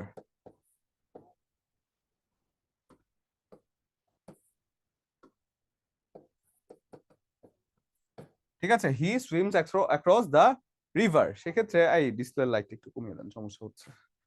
সেক্ষেত্রে হি সুইম অ্যাক্রস দ্য রিভার যখন আমি বলছি সেক্ষেত্রে এটা হয়ে যায় কি আপনার অ্যাক্রস হয়ে যাচ্ছে, তাই তো? না, ওয়াকিং এ গতি নাই। যখন আপনি সাঁতার কেটে কি বলে যে নদী পার করার চেষ্টা করছেন সেক্ষেত্রে কিন্তু প্রচন্ড গতি বোঝায়, কিন্তু আপনি যখন ওয়াক অ্যাক্রস বলছেন, ওয়াকিং থ্রো বলছেন মানে আপনি স্বাভাবিক একটা গতিতে। বাট রানিং যদি বলেন অ্যাক্রস হয়, রানিং যদি বলে অ্যাক্রস হয়, কিন্তু হাঁটা যদি বলে সেক্ষেত্রে ওয়াকিং অবশ্যই অ্যাক্রস হয় না। ঠিক আছে, এটা কি আমরা লিখেছি?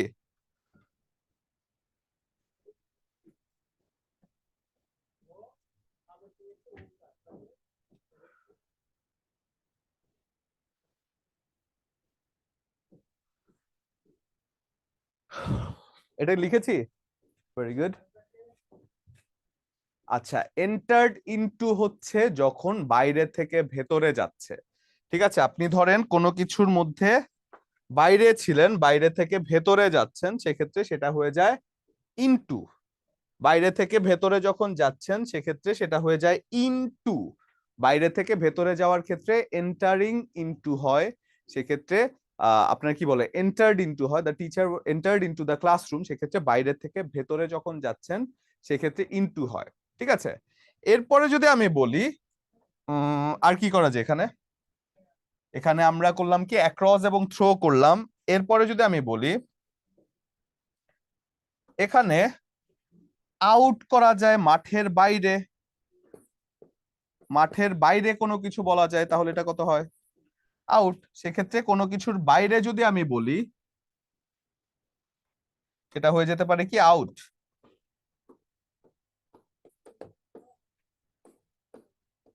কোনো কিছুর বাইরে বোঝাতে আউট বসে, আউট বসে। যেমন he is a player out of the team, তাই তো?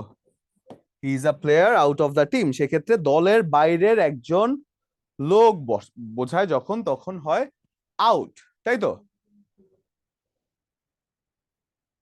আচ্ছা, এবার যদি আমি বলি হ্যাঁ আস্তে আস্তে যাচ্ছি তো আমরা, মাঠে অবস্থান করা যায়, মাঠের ভেতরেও মাঠে থাকা যায়, আরো ব্যাপার আছে। আচ্ছা, আবু সাইদ কি একটু আনমিউট করবেন? জি আবু সাইদ বলুন। স্যার স্যার বলছিলাম যে এই যে ডাউন আর যে এটা বললেন, হ্যাঁ হ্যাঁ, কোনটা? ডাউন এবং আন্ডার, এখানে তো দুটাই তো নিচে বোঝালে, এখন এটা ডাউনটা হচ্ছে ধরেন আপনি ধরেন উপরে একটা পেরেক আছে, নিচে একটা পেরেক মারা আছে, দেয়ার ইজ এ কি বলে পেরেকের ইংরেজি কি আমি জানি না, ধরেন দেয়ার ইজ এ স্টিল কি বলে up the door, there is a steel down the door, এরকম বলতে পারেন। কিন্তু যখন আপনি বলছেন আন্ডার, আন্ডার মানে ভেতরে বা নিচে, মানে ওইটার ভেতরে অবস্থান করতে হবে, ডাউন মানে হচ্ছে ভেতরে অবস্থান করা, তাই তো? সেক্ষেত্রে ধরেন আপনি যখন বলছেন কি বলে the fishes are swimming under the river, তার মানে কি আন্ডার মানে ভেতরে নিচে, কিন্তু ভেতরে নিচে ছাড়া যদি উপরে নিচে বোঝানো হয় এমনিতে, সেক্ষেত্রে আপ এন্ড ডাউন হয়। ঠিক আছে, স্যার ভেরি গুড। এরপরে যদি যাই, আউটের ব্যাপারটা আমার কাছে ক্লিয়ার হলো, তাহলে আর কি করতে পারি আমরা? আর করতে পারি এখানে মাঠের মধ্যে অবস্থান করতে পারি আমরা, মাঠের মধ্যে অবস্থান করতে পারি, মাঠের মধ্যে অবস্থান করতে পারি, এবং মাঠের মধ্যের মধ্যে আমি একটা তাঁবু গেড়ে বসতে পারি, তাই তো? মাঠের মধ্যে অবস্থান করতে পারি এবং মাঠের মধ্যে থেকেও আমি তারও মধ্যে একটা তাঁবু গেড়ে বসে আমি ধরেন চা খেতে পারি, তাই তো? সেক্ষেত্রে যদি আমি বলি ইন, ইন কি হয়?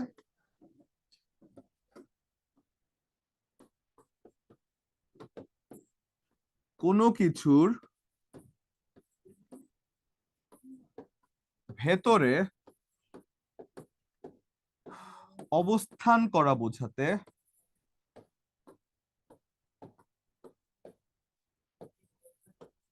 ইন বসে,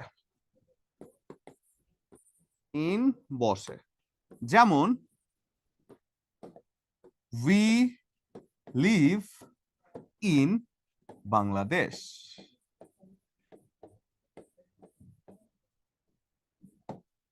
আবার যদি আমি বলি কোনো কিছুর ভেতরের ভেতরে অবস্থান করছে, ভেতরের ভেতরে অবস্থান করছে মানে কি, আগে কথাটা লিখে নি, অ্যাট কোথায় হয়? কোনো কিছুর ভেতরের ভেতরে কিছু অবস্থান করছে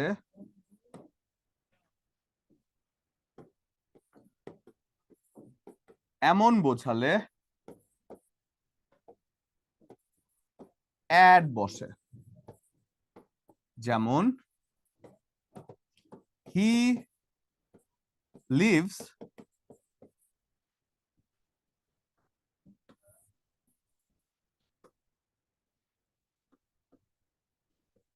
যেমন হি লিভস ইন ধানমন্ডি, না he lives at Dhanmondi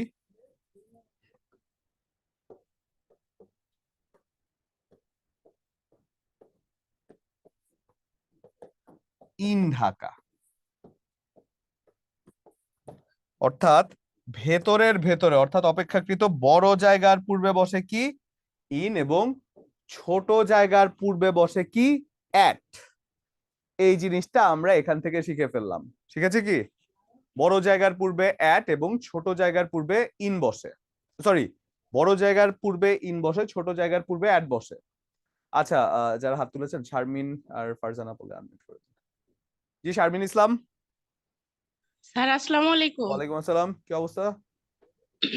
sir ওই যে আপনি বললেন যে ইন্টার ইনটু হবে, তো আমি পড়ছিলাম রিডান্ডেন্সিতে ইন্টারের পরে কোনো প্রিপজিশন বসে না, এটা স্যার এন্টার্ড এর বুঝলাম পরে না। এটা ইন্টার একসাথে, মানে প্রবেশ করা, ইনটু মানে সাথে হবে কিনা এটা কনফিউশন, ইনটু সাথে, এটা যদি ক্লিয়ার করতেন। ইনটু সাথে হতে পারে। এন্টার্ড ইনটু অনেক সময় বলা হয় যে এন্টার্ড এর পরে ইনটু বসা যায় না, এটা আসলে অনেক সময় বলা হয়। কিন্তু যখন আপনার বলছেন যে the teacher entering into classroom, মানে বাইরে থেকে ভেতরে যখন যাচ্ছেন, এই অর্থে বোঝাতে গেলে আপনার ইন্টার্ড এর পরে ইন বসানো হয় বা বসানো যায়। ঠিক আছে, খুব একটা ইয়ে না। তবে এটাকে নিয়েও কন্ট্রোভার্সি আছে, অনেকে বলে বসানো যায়, অনেকে বলে বসানো যায় না। কিন্তু আমি অনেক জায়গায় দেখেছি যে এরকম এন্টারিং ইনটু বা এন্টার্ড ইনটু এই জাতীয় মানে সেন্টেন্স গুলো আছে। এটা যেহেতু অ্যাপ্রোপ্রিয়েট প্রিপোজিশন না, সেজন্য আমি বলছি যে বাইরে থেকে ভেতরে যাওয়ার ক্ষেত্রে আপনি এখানে বসাতে পারেন, এন্টার্ড এর সাথে ইনটু বসাতে পারেন, বা এই জাতীয় মানে থাকে না বাইরে থেকে ভেতরে এন্টারের সাথেই যে হতে হবে তা না।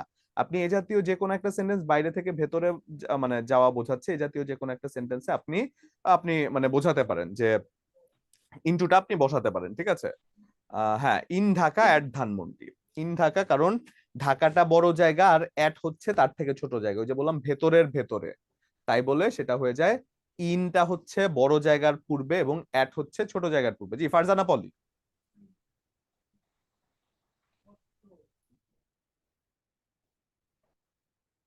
ফারজানা পলি শুনতে পাচ্ছেন?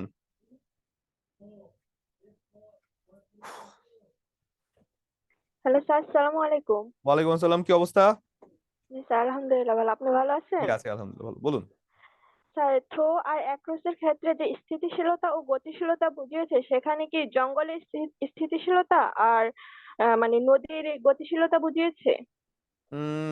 না, ধরেন আপনি থ্রো এর কথা বলছেন, যখন আপনি একটা জিনিস ধরেন আপনি নর্মালি হাঁটছেন, একটা মানুষ ধরেন হাঁটছেন আপনি, তো হাঁটার ক্ষেত্রেও কিন্তু গতিশীলতা স্থিতিশীলতা এভাবেও কিন্তু হতে পারে। আপনি নদীতে নিশ্চয়ই আস্তে আস্তে সাঁতার কাটবেন না, আপনার কনসেপ্টটা আমি বুঝতে পেরেছি। আপনি খুবই মানে অন্যভাবে চিন্তা করেছেন, উইচ ইজ অলসো মানে আপনার আপনার কথাটা আপনি আপনার মতো করে চিন্তা করলেও কিন্তু অ্যান্সার ওইটাই হয়।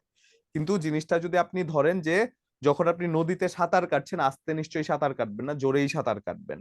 সেই হিসেব করে যখন আপনার মধ্যে একটা তাড়া কাজ করবে যে আমি নদীটা সাথে পার হব, সেক্ষেত্রে ক্রস, কারণ আপনি পার করতে চাচ্ছেন, ক্রস করতে চাচ্ছেন নদীটা, জি সেক্ষেত্রে স্যার। ক্রস বসে। এবং যখন আপনি শুধু পার হয়ে যাচ্ছেন, সেক্ষেত্রে থ্রো বসে। আপনার তাড়াতাড়ি পার হওয়ার কোনো তাড়া নেই। মনে করেন আপনি কি বলে জঙ্গলটা পার হচ্ছেন, আপনি চিন্তা করলেন যে জঙ্গলে এই গাছটা তো আমার কাছে পছন্দ আছে, সেক্ষেত্রে এই গাছের নিচে আমি একটু বসে না হয় মানে গান গাইলাম। তো এই যে একটু বসে আছেন, এটা কিন্তু কোনো তারা আপনার মধ্যে কাজ করছে না। কিন্তু যখন তারা কাজ করবে সেটা হয়ে যায় অ্যাক্রস। বুঝতে পেরেছেন? জি স্যার, থ্যাংক ইউ। ওয়েলকাম। এরপরে আমরা কি করতে পারি এখানে, এই মাঠের মধ্যে আর কি করতে পারি আমরা? মাঠের মধ্যে ইনটু বলতে পারি, ইন অ্যাট বলতে পারি, আউট বলতে পারি। আর কিছু কি করা যায় বলেন তো? আউট করলাম, কতগুলো করলাম আমরা? 14টার মতো প্রিপোজিশন আমরা এখানে দেখে ফেলেছি। সেক্ষেত্রে আর কি করা যায়? মাঠের মাঠের বাইরেও তো একটা কাজ করা যায়। মাঠের ভেতরে যেহেতু ইনটু, তাহলে মাঠের বাইরে যদি আমি টু বলি, সেক্ষেত্রে মাঠ থেকে আপনি ধরেন স্কুলে মাঠ থেকে ধরেন আপনি অন্য কোথাও যাচ্ছেন, মাঠ থেকে আপনি চিন্তা করলেন যে আপনি একটা স্কুলে যাবেন, টু স্কুল। আপনি মাঠ থেকে বেরোয় অন্য কোথাও যাচ্ছেন, অর্থাৎ সীমানার ভেতরে থাকলে ইন বসে, সীমানার বাইরে থাকলে টু বসে। এটা যদি আমি বলি তাহলে যদি আমি এটা লিখে নেই যে সীমানার ভেতরে থাকলে ইন বসে, সীমানার বাইরে থাকলে টু বসে।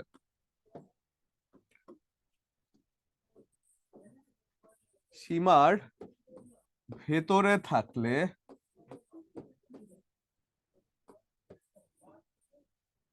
ইন বসে এবং দিকে বা সীমার বাইরে বোঝাতে সীমার বাইরে বোঝাতে টু বসে।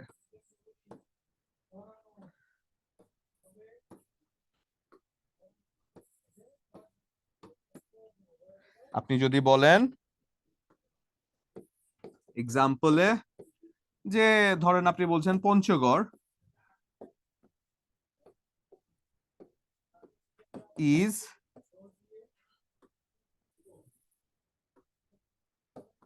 is in the north of Bangladesh, এবং আপনি যদি বলেন হিমালয়াস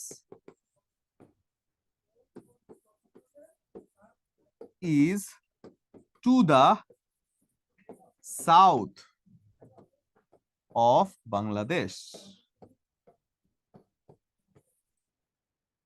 পঞ্চগড় বাংলাদেশের ভিতরে তাই ইন, কিন্তু যখন আমি বলছি হিমালয়, হিমালয় বাংলাদেশের না, এটাও তো ভুল কথা বললাম, সাউথে তো না, হিমালয় তো উত্তরেই।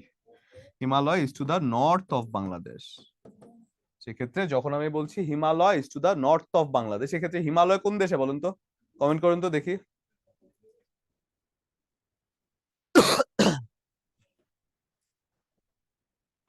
ভেরি গুড, বাহ আপনারা পারছেন। আমি একবার ক্লাসের মধ্যে জিজ্ঞেস করেছি যে ইয়েতে কি বলে হিমালয় কোথায় আছে, আমি যে কত কত অদ্ভুত মানে আপনার নিউজ পেয়েছি, আমি শুনে একটু অবাকই হয়ে গিয়েছি যে বাহ, মানে আমি কত কিছু জানলাম যে হিমালয় কোন কোন দেশে। কেউ বলছেন আপনার কি আপনার অস্ট্রেলিয়াতে, কেউ বলছেন কি আপনার কি যেন বললো ইয়ে ইংল্যান্ডে নাকি কি কি যেন বলেছে, ভিক্টোরিয়া, মানে থাকে না যে আপনার মাউন্ট এভারেস্টের সাথে অনেক কিছু মিলিয়ে টিলিয়ে বলছে। ইন্ডিয়াও বলেছে, ইন্ডিয়াতে তো আছে, মানে একেবারে ইয়ে করা যায় না, ইন্ডিয়ার সাথে মানে নেপালের সাথে যেহেতু আছে, নেপাল ভুটান, তারপরে আপনার কি বলে নেপাল ভুটান এবং ইন্ডিয়া বাংলাদেশ কাছাকাছি যে জায়গাগুলো আছে, মানে আপনি সীমানার আশেপাশে বলতে পারেন। অস্ট্রেলিয়া কোন জায়গায়, সেই জায়গায় কেন হবে ইয়েটা, তো এই জাতীয়। হ্যাঁ হ্যাঁ, তো সেক্ষেত্রে এই জাতীয় জিনিসগুলো আছে, যে এই জাতীয় মানে খুবই বেসিক কিছু জিনিসগুলো আমরা মাঝে মধ্যে ভুল করে ফেলি, ঠিক আছে। তো এখন যদি আমরা বলি সীমানার ভিতরে ইন, সীমানার বাইরে টু, এবার আর একটা চিত্র আঁকি। এই চিত্রটা দিয়ে আমরা প্রিপোজিশনের মোটামুটি বেশ কয়েকটা জায়গা কভার করতে পেরেছি, কিন্তু আরো কভার করার আছে আমাদের। সেই কভারটা যদি একটু দেখি, আবার চিত্র আঁকবো আমরা। এটা কি আমরা এঁকেছিলাম? এই মাঠ কি এঁকেছিলাম আমরা? একটু কমেন্ট করবেন তো, কেমন লাগলো এই মাঠের আশেপাশে দৌড়তে? মাঠের আশেপাশে দৌড়তে কেমন লাগলো? আচ্ছা, ভেরি গুড।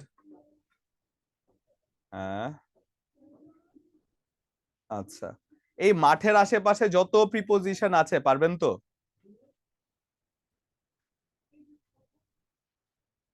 ওকে, এবার যদি আমি বলি মাঠটাকে আমি কেটে দিলাম, এবার আমি একটা সরল রেখা আঁকলাম। সরল রেখা, একটা সময়ের কথা আমি বলছি, 2000 থেকে 2023 সাল। যখন একটা কাজ 2000-এ শুরু হয়েছে, 2023 সাল পর্যন্ত চলছে, এখানে 23 বছর সময় আছে। এবং যদি আমি বলি 2023 তো এখনো শেষ হয়নি, সেক্ষেত্রে আপনি 2023 না, আপনি বলেন 2024। 2024 যদি আপনি বলেন, সেক্ষেত্রে এখানে 24 বছর সময় আছে। এই 24 বছর দিয়ে আমরা কি কি শিখবো জানেন? আচ্ছা, আগেও কয়েকবার এভাবে দেখে, ভেরি গুড। সেক্ষেত্রে এটা হচ্ছে প্রিপোজিশন শেখার সব থেকে মজার টেকনিক, যেটা আপনার ফিল্ড অ্যাপ্রোচ বলে, ডিম অ্যাপ্রোচ বলে, এই জাতীয় জিনিসগুলো আসলে বুঝতে আমাদেরকে অনেক সাহায্য করে, ঠিক আছে? এরপরে যদি আমি বলি এই 2000 থেকে 2024 এর মাঝখানে আমরা 24 বছর যে আছে, এই 24 বছর দিয়ে আমরা সিন্স, ফর এবং টিল, আনটিল শিখে ফেলবো। সিন্স হয়ে যায় শুরুর সময়ে, ফর হয়ে যায় ডিউরেশনে, টিল এবং আনটিল হয়ে যায় কোনো ভবিষ্যতের নির্দিষ্ট সময়ে। টিল এবং আনটিল হয়ে যায় ভবিষ্যতের কোনো নির্দিষ্ট সময়ে। সেক্ষেত্রে যদি আমরা বলি সিন্স কিভাবে হয়,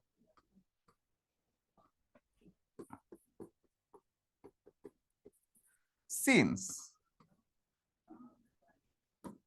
আচ্ছা এটা তো আপনারা দেখলেন, আমি সিন্স এবং ফর আরো একটু ডিটেইলে বোঝাই তাহলে ভালো হবে। যখন আপনি বলছেন সিন্স এবং আপনি বলছেন ফর, সিন্সটা কি স্পেসিফিক সময় বোঝাবে,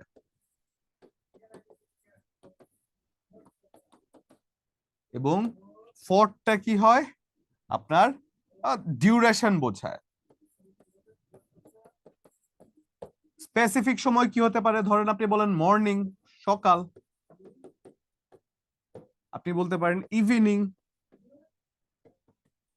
আপনি বলতে পারেন 5 PM, আপনি বলতে পারেন 3 AM, আপনি বলতে পারেন কি কি বলে যে আপনার মর্নিং লাস্ট মান্থ বলতে পারেন, আপনি লাস্ট মান্থ, আপনি লাস্ট ইয়ার বলতে পারেন।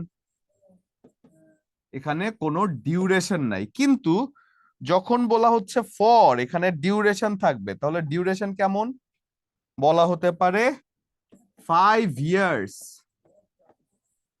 বলা হতে পারে 5 seconds, ইনফ্যাক্ট বলা হতে পারে কি 3 days, বলা হতে পারে কি আপনার 2 hours। এই জাতীয় কথাগুলো সচরাচর ফর এর পূর্বে ব্যবহৃত হয়। এবার সবকিছু বাদ দিয়ে আমরা সহজে মনে রাখতে পারি কিভাবে, সিন্সে এস আছে, সিন্সে সিঙ্গুলারও হয়, সিন্সে স্পেসিফিকও হয়। সেক্ষেত্রে যখন আপনি মর্নিং দেখছেন, ইভিনিং দেখছেন, 5টা দেখছেন, 3টা দেখছেন, লাস্ট মান্থ দেখছেন, লাস্ট ইয়ার দেখছেন, প্রতিটা সময় কিন্তু একেবারে সিঙ্গুলার টাইম, এখানে কোনো প্লুরাল নাই, কোনো এস নাই, একটা সময়কে বোঝাচ্ছে, সেই সময়টাকেই বলা হচ্ছে। কিন্তু যখন ফর বলছেন তখন 5 years, 5 seconds, 3 days, 2 hours, এই যে একটা এস যুক্ত হয়ে এটাকে প্লুরালের মতো দেখতে দেখাচ্ছে, সেক্ষেত্রে এই ফরটা হয়ে যায় প্লুরাল। অর্থাৎ সিন্সের ক্ষেত্রে যদি আমরা সিঙ্গুলারের ক্ষেত্রে, যদি আমরা সিঙ্গুলার ডিউরেশনের ক্ষেত্রে আমরা যদি সিন্স বসাই, প্লুরাল ডিউরেশনের ক্ষেত্রে আমরা কি বসাতে পারি, ফর। এবার যদি এক্সাম্পল আমরা বলি, এক্সাম্পলে কি বলতে পারি, সিন্সের এক্সাম্পলে আমরা বলতে পারি it has been raining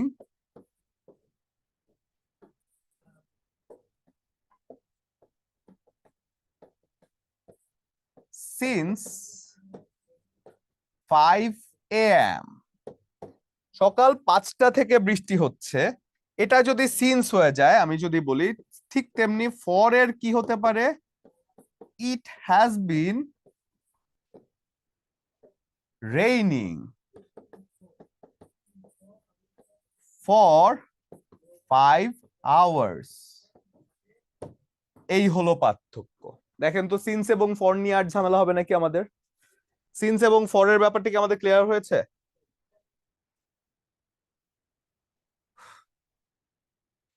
very good. Clear কি এমনি এমনি বলছেন নাকি আসলেই ক্লিয়ার হচ্ছে বলেন তো?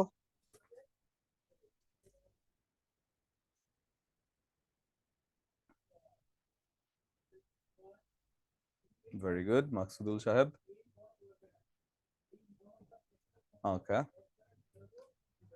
আচ্ছা আমার ক্লাস কি শুধু শরীফ সাহেব একা করছেন, আর কাউকে দেখতে পাচ্ছি না কেন?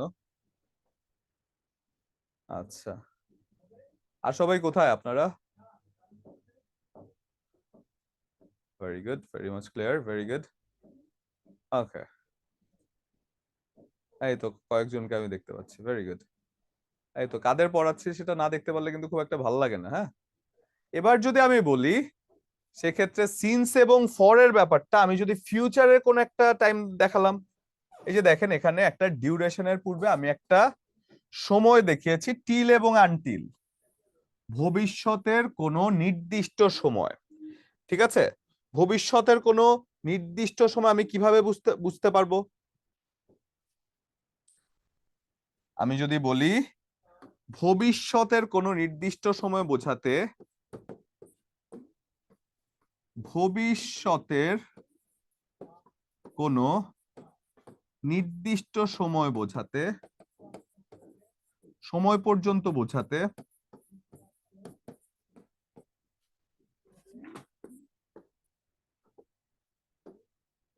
টিল বসবে। যেমন they will play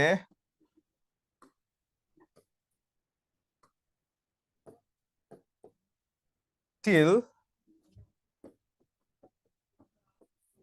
night, তারা রাত পর্যন্ত খেলবে। এই যে টিলের কথাটা বলছে, টিল হচ্ছে একটা ভবিষ্যতের নির্দিষ্ট সময় যেটাকে বোঝানো যায়।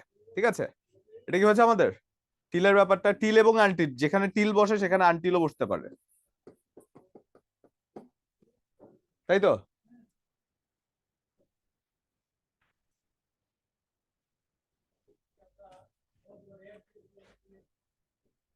টিল আনটিল কি clear? Till until since for.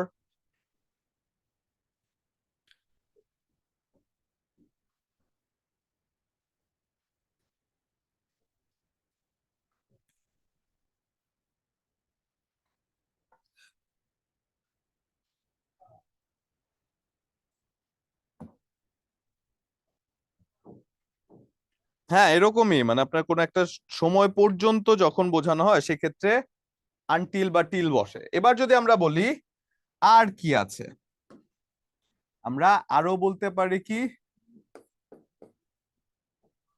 Between এবং অ্যামং।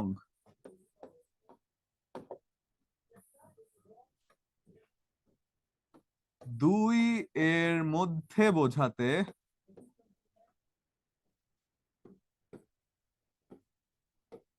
বিটুইন বসে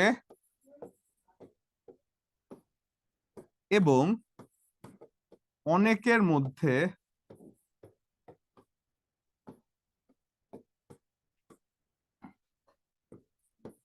বোঝাতে অ্যামং বসবে। ধরেন আপনি বলছেন there is a good relation between Rahim and Karim, Rahim and করিম, তাই তো? কিন্তু আপনি যদি বলেন যে কি বলে he is the best boy, না এটা তো আপনার ইয়ে হয়ে যায়, সুপারলেটিভ হয়ে যায়। ধরেন আপনি কম্পেয়ার করছেন না, মানে আপনি কি দুইজনের কথা বলছেন, there is a good relation between two brothers, বা দুইজনের কথা আপনি বলছেন। কিন্তু যদি আপনি বলেন যে there is a good relation, ঠিক গুড রিলেশনই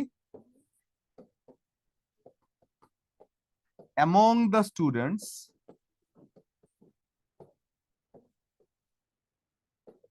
of the class,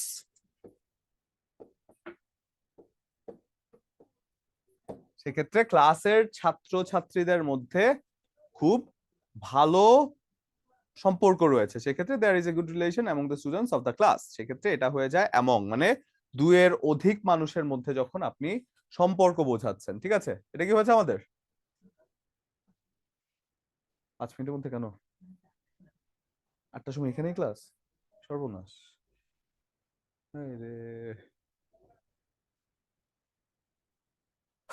ওকে, তো যদি আমরা দেখি বিটুইন আর অ্যামং যদি আমাদের হয়, জুম কয়টা ওপেন করবেন?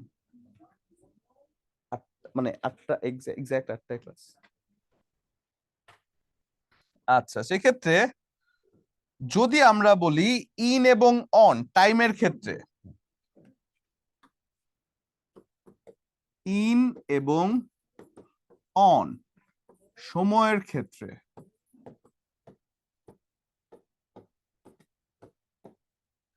যখন ইন বলা হচ্ছে, ইন টাইম মানে সীমার ভেতরে। সীমার ভেতরে কেমন হয় একটু খেয়াল করে দেখেন তো। ধরেন যদি আমি বলি সীমার ভেতরে, ধরেন আপনার ক্লাস শুরু হওয়ার কথা 7টায়, 7টায় আপনার ক্লাস শুরু হওয়ার কথা, আমি সীমার ভেতরে ক্লাসটি শুরু করে দিয়েছি 6:55-তে, আমি সীমার ভেতরে রয়েছি, অর্থাৎ 7টার পরে যাইনি, আমি 7টার আগে শুরু করে দিয়েছি, সীমার ভেতরে, ইন টাইম। কিন্তু একেবারে যথাযথ সময়ে যদি বোঝানো হয়, সময় বোঝাতে অন টাইম বসে, যেমন the class started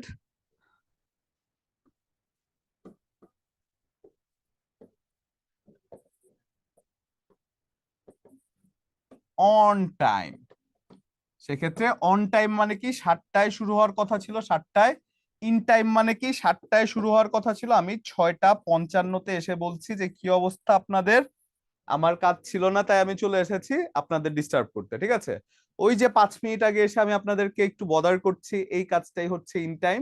কিন্তু যথাযথ সময়ে যখন আসার কথা ছিল সেই টাইমে যদি আমি কাজটা শুরু করি বা শেষ করি, সেক্ষেত্রে ইন টাইম হয়ে যায়, ঠিক আছে। বলেন তো কি অবস্থা, এটা বুঝতে পেরেছি আমরা অন টাইম এবং in time?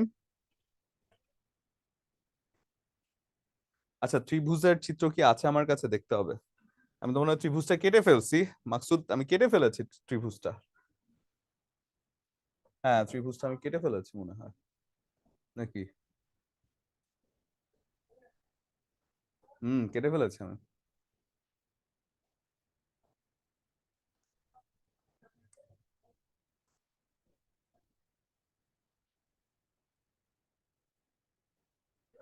the students arrived class on time। On time না, স্টুডেন্টস এর সাথে ইন টাইম যায়, যে স্টুডেন্টসরা আগে চলে আসতে পারে, বাট টিচার যদি হয় সেক্ষেত্রে ইন টাইমে আসতে পারে, মানে অন টাইমে আসতে পারে, যে 8টায় আসার কথা 8টায় এসেছে, বাট স্টুডেন্টরা একটু আগেই তো আসে, তাই না? আচ্ছা, ইন এবং অন এটা দেখিয়ে দিচ্ছি।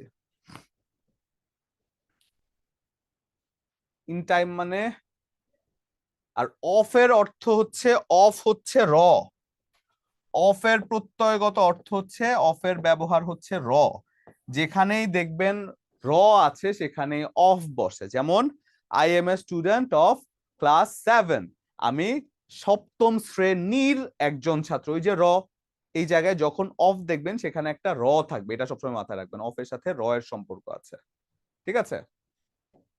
আপনারা অ্যাপ্রোপ্রিয়েট প্রিপোজিশনের সাথে প্রিপোজিশন নিয়ে অনেক কনফিউজড হন, সেটা আমি বুঝতে পারছি, খুব একটা বেশি টেনশন করবেন না, অ্যাপ্রোপ্রিয়েট প্রিপোজিশনটা প্র্যাকটিসের জায়গা, ওটা মোটামুটি মুখস্থের জায়গা। আচ্ছা, এবার যদি আমরা কয়েকটা প্রশ্ন সলভ করি, দেখি তো আমরা পারি কিনা। বলেন তো প্রিপোজিশন স্ট্যান্ডস বিফোর কার পূর্বে বসে? প্রিভিয়াস ইয়ারের প্রশ্ন, কমেন্ট করতে থাকেন। প্রিপোজিশন স্ট্যান্ডস বিফোর, আহা, আলী হোসাইন ভুল, মাকসুদ ঠিক বলেছেন, আবু সাইদ ভুল করেছেন। না, কি বলছেন, একটু হাত তুলেন তো, কেউ একজন হাত তুলেন। আচ্ছা, উপরে যান, উপরে যান, উপরে যান, উপরে উপরে উপরে উপরে উপরে উপরে উপরে। যে বলেছে এরকম কাউকে, নাউন কে বলেছে? নাউন মনির হোসেন, উনাকে আনমিউট করেন। মনির সাহেব, সারা রাত রামায়ণ পড়ে সকালবেলা বলছেন সীতার ক্যারেক্টারের রোল কি যেন ছিল, সে অবস্থা। মনির সাহেব শুনতে পাচ্ছেন? ওয়ালাইকুম আসসালাম। আপনি তো আমাকে মনক্ষুণ্ণ করলেন। নাউনের পূর্বে কেন বসবে? নাউন অথবা pronoun, preposition. Noun or pronoun না?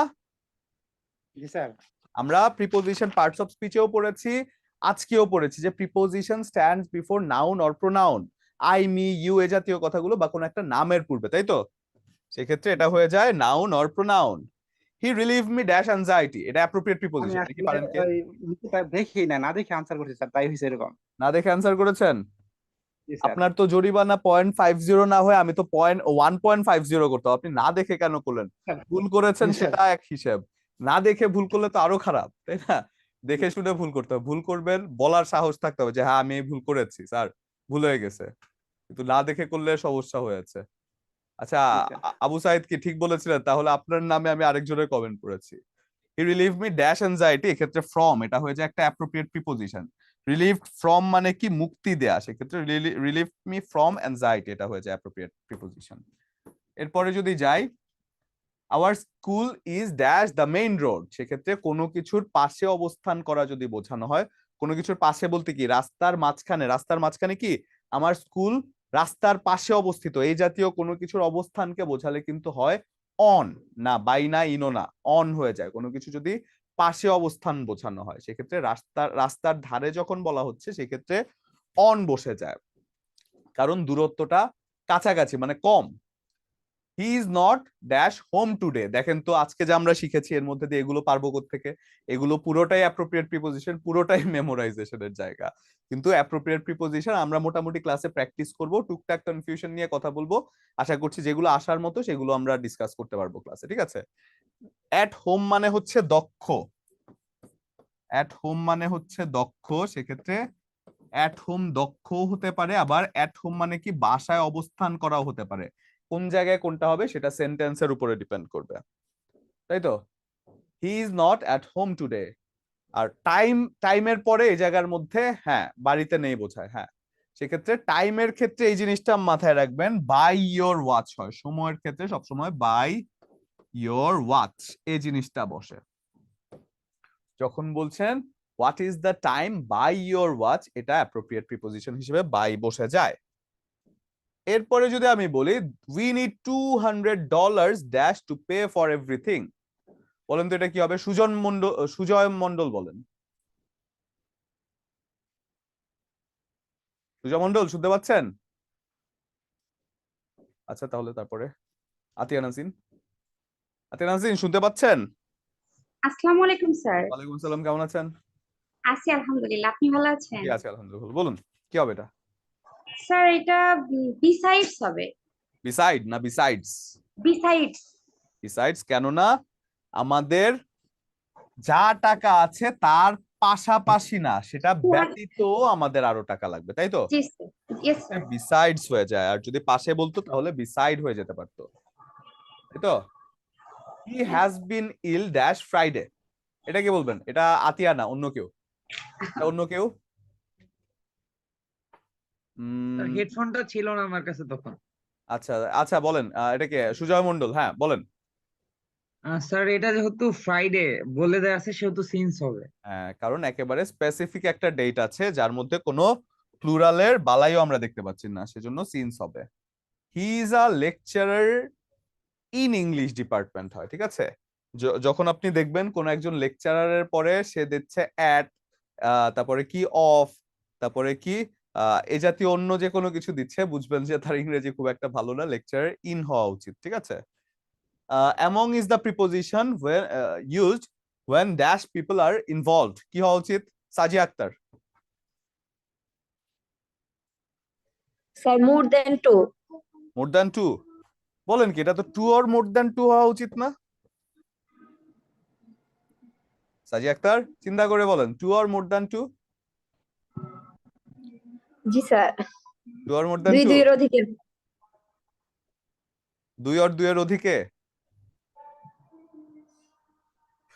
আপনি তো কনফিউজ হয়ে গিয়েছেন স্যার, এত কম। স্যার দুইয়ের অধিক বুঝালেই হবে, মোর দেন টু হবে। হ্যাঁ, তো আবার টু বলেন কেন? আমি তো আপনাকে ইচ্ছা করেই বলছি আপনার কনফিডেন্স দেখার জন্য, এটা মোর দ্যান টু স্যার হবে। আরেকটা কথা ছিল, যখন জি, আমরা sure. ফোনে কথা বলি এটা কি হ্যাঁ। স্যার বাই হবে না ওভার হবে? ওভার হবে, ওভার ফোন, ওভার ফোন হয়। স্যার আমাদের এই যে এইখানকার লেকচার শিটে দেখলাম বাই দেওয়া, এই জন্য আমি কনফিউশনটা বেশি হয়। বাইটাও হয় কিন্তু ওভারটা আসলে মানে মূলত বেশি অ্যাপ্রোপ্রিয়েট, মানে বেশি প্রচলিত আর কি। We were talking over phone, এই জাতীয় আরো অনেক ব্যাপার আছে আর কি, সেন্টেন্সের উপরে ডিপেন্ড করছে যে কোন জায়গার মধ্যে কোনটা আপনি বসালে অ্যাপ্রোপ্রিয়েট, ঠিক আছে? বাট ওভারটা মোটা শেষ না। আচ্ছা, আমাদের ক্লাসের ঠিক সময় শেষ হয়ে যাচ্ছে, মানে সময় বলতে আরেকটা ক্লাস আমি আটকে রাখছি এখন। এরপরে হি হ্যাজ বিন অ্যাবসেন্ট, এটা লাস্ট, এটা বলেন তো কে? এটা আইরিন সুলতানা বলেন। আইরিন সুলতানা? স্যার এটা সিন্স ফ্রাইডে হবে সিন্স ফ্রাইডে, যেহেতু কেননা স্পেসিফিক টাইম দেওয়া আছে স্পেসিফিক ফ্রাইডে। টাইম দেওয়া আছে সেজন্য এটা ফ্রাইডে হয়ে যাচ্ছে। এই ফর কেন হলো? হি হ্যাজ বিন অ্যাবসেন্ট। এই দেখছেন, এটার অ্যানিমেশন ঠিক করতে হবে। না আমি দিব না আজকে ক্লাস কাউকে করতে। হ্যাঁ যাচ্ছি আসতেছি জান। আচ্ছা সেক্ষেত্রে যখন আমি বলছি সিন্স ফ্রাইডে, ইয়া ভাই সিন্স ফ্রাইডে, হ্যাঁ এটা সিন্স ফ্রাইডে হবে। আপনাদের অ্যান্সার ঠিকই আছে, এটা অ্যানিমেশন ভুল আছে। Life is a tale told by an idiot, এই কথাটা বলেছেন শেক্সপিয়ার। এটা একটা প্রুভার্ব যার অর্থ হচ্ছে কি, life is a tale told by idiot, জীবন হচ্ছে একটা গল্প, একটা কি বলে, একটা বোকার গল্প, এরকম কিছু একটা বলা যায়। He spend most of his life in Dhaka, বড় জায়গার কথা বলছে, ইন ঢাকা। আর অ্যাপ্রোপ্রিয়েট প্রিপোজিশন আমরা নেক্সট ক্লাসে দেখবো, ঠিক আছে? খুব জলদি করে ক্লাসটা কেমন লাগলো, বুঝেছেন কিনা একটু জানাবেন। আর মানে কি বলে, খুব জলদি করে কোনো কিছু যদি বলার থাকে সেক্ষেত্রে আমি 1 মিনিট সময় দিচ্ছি, আমাদের ক্লাসের সময় কিন্তু শেষ। আরেক স্যার পাশে দাঁড়িয়ে আছেন, একটু জলদি। ভেরি গুড, ঠিক আছে আচ্ছা স্যার ওয়েলকাম। ওকে ঠিক আছে, তাহলে আজকের মতো এখানেই বিদায় নিচ্ছি। ইনশাআল্লাহ পরবর্তী ক্লাসে যদি আল্লাহ সুস্থ রাখেন, বাঁচিয়ে রাখেন, দেখা হচ্ছে। আর পড়ালেখা করবেন, ঠিক আছে? আর কেয়ার লাইট আপলোডটা হ্যাঁ হয়ে যাবে, আশা করছি হয়ে যাবে। আর অ্যাসাইনমেন্ট টেস্টের যে পড়াটা, আবার বলছি এটা কিন্তু খুব গুরুত্বপূর্ণ, পড়াটা খুব জলদি পড়ে ফেলবেন। হ্যাঁ ঠিক আছে, তাহলে ধন্যবাদ।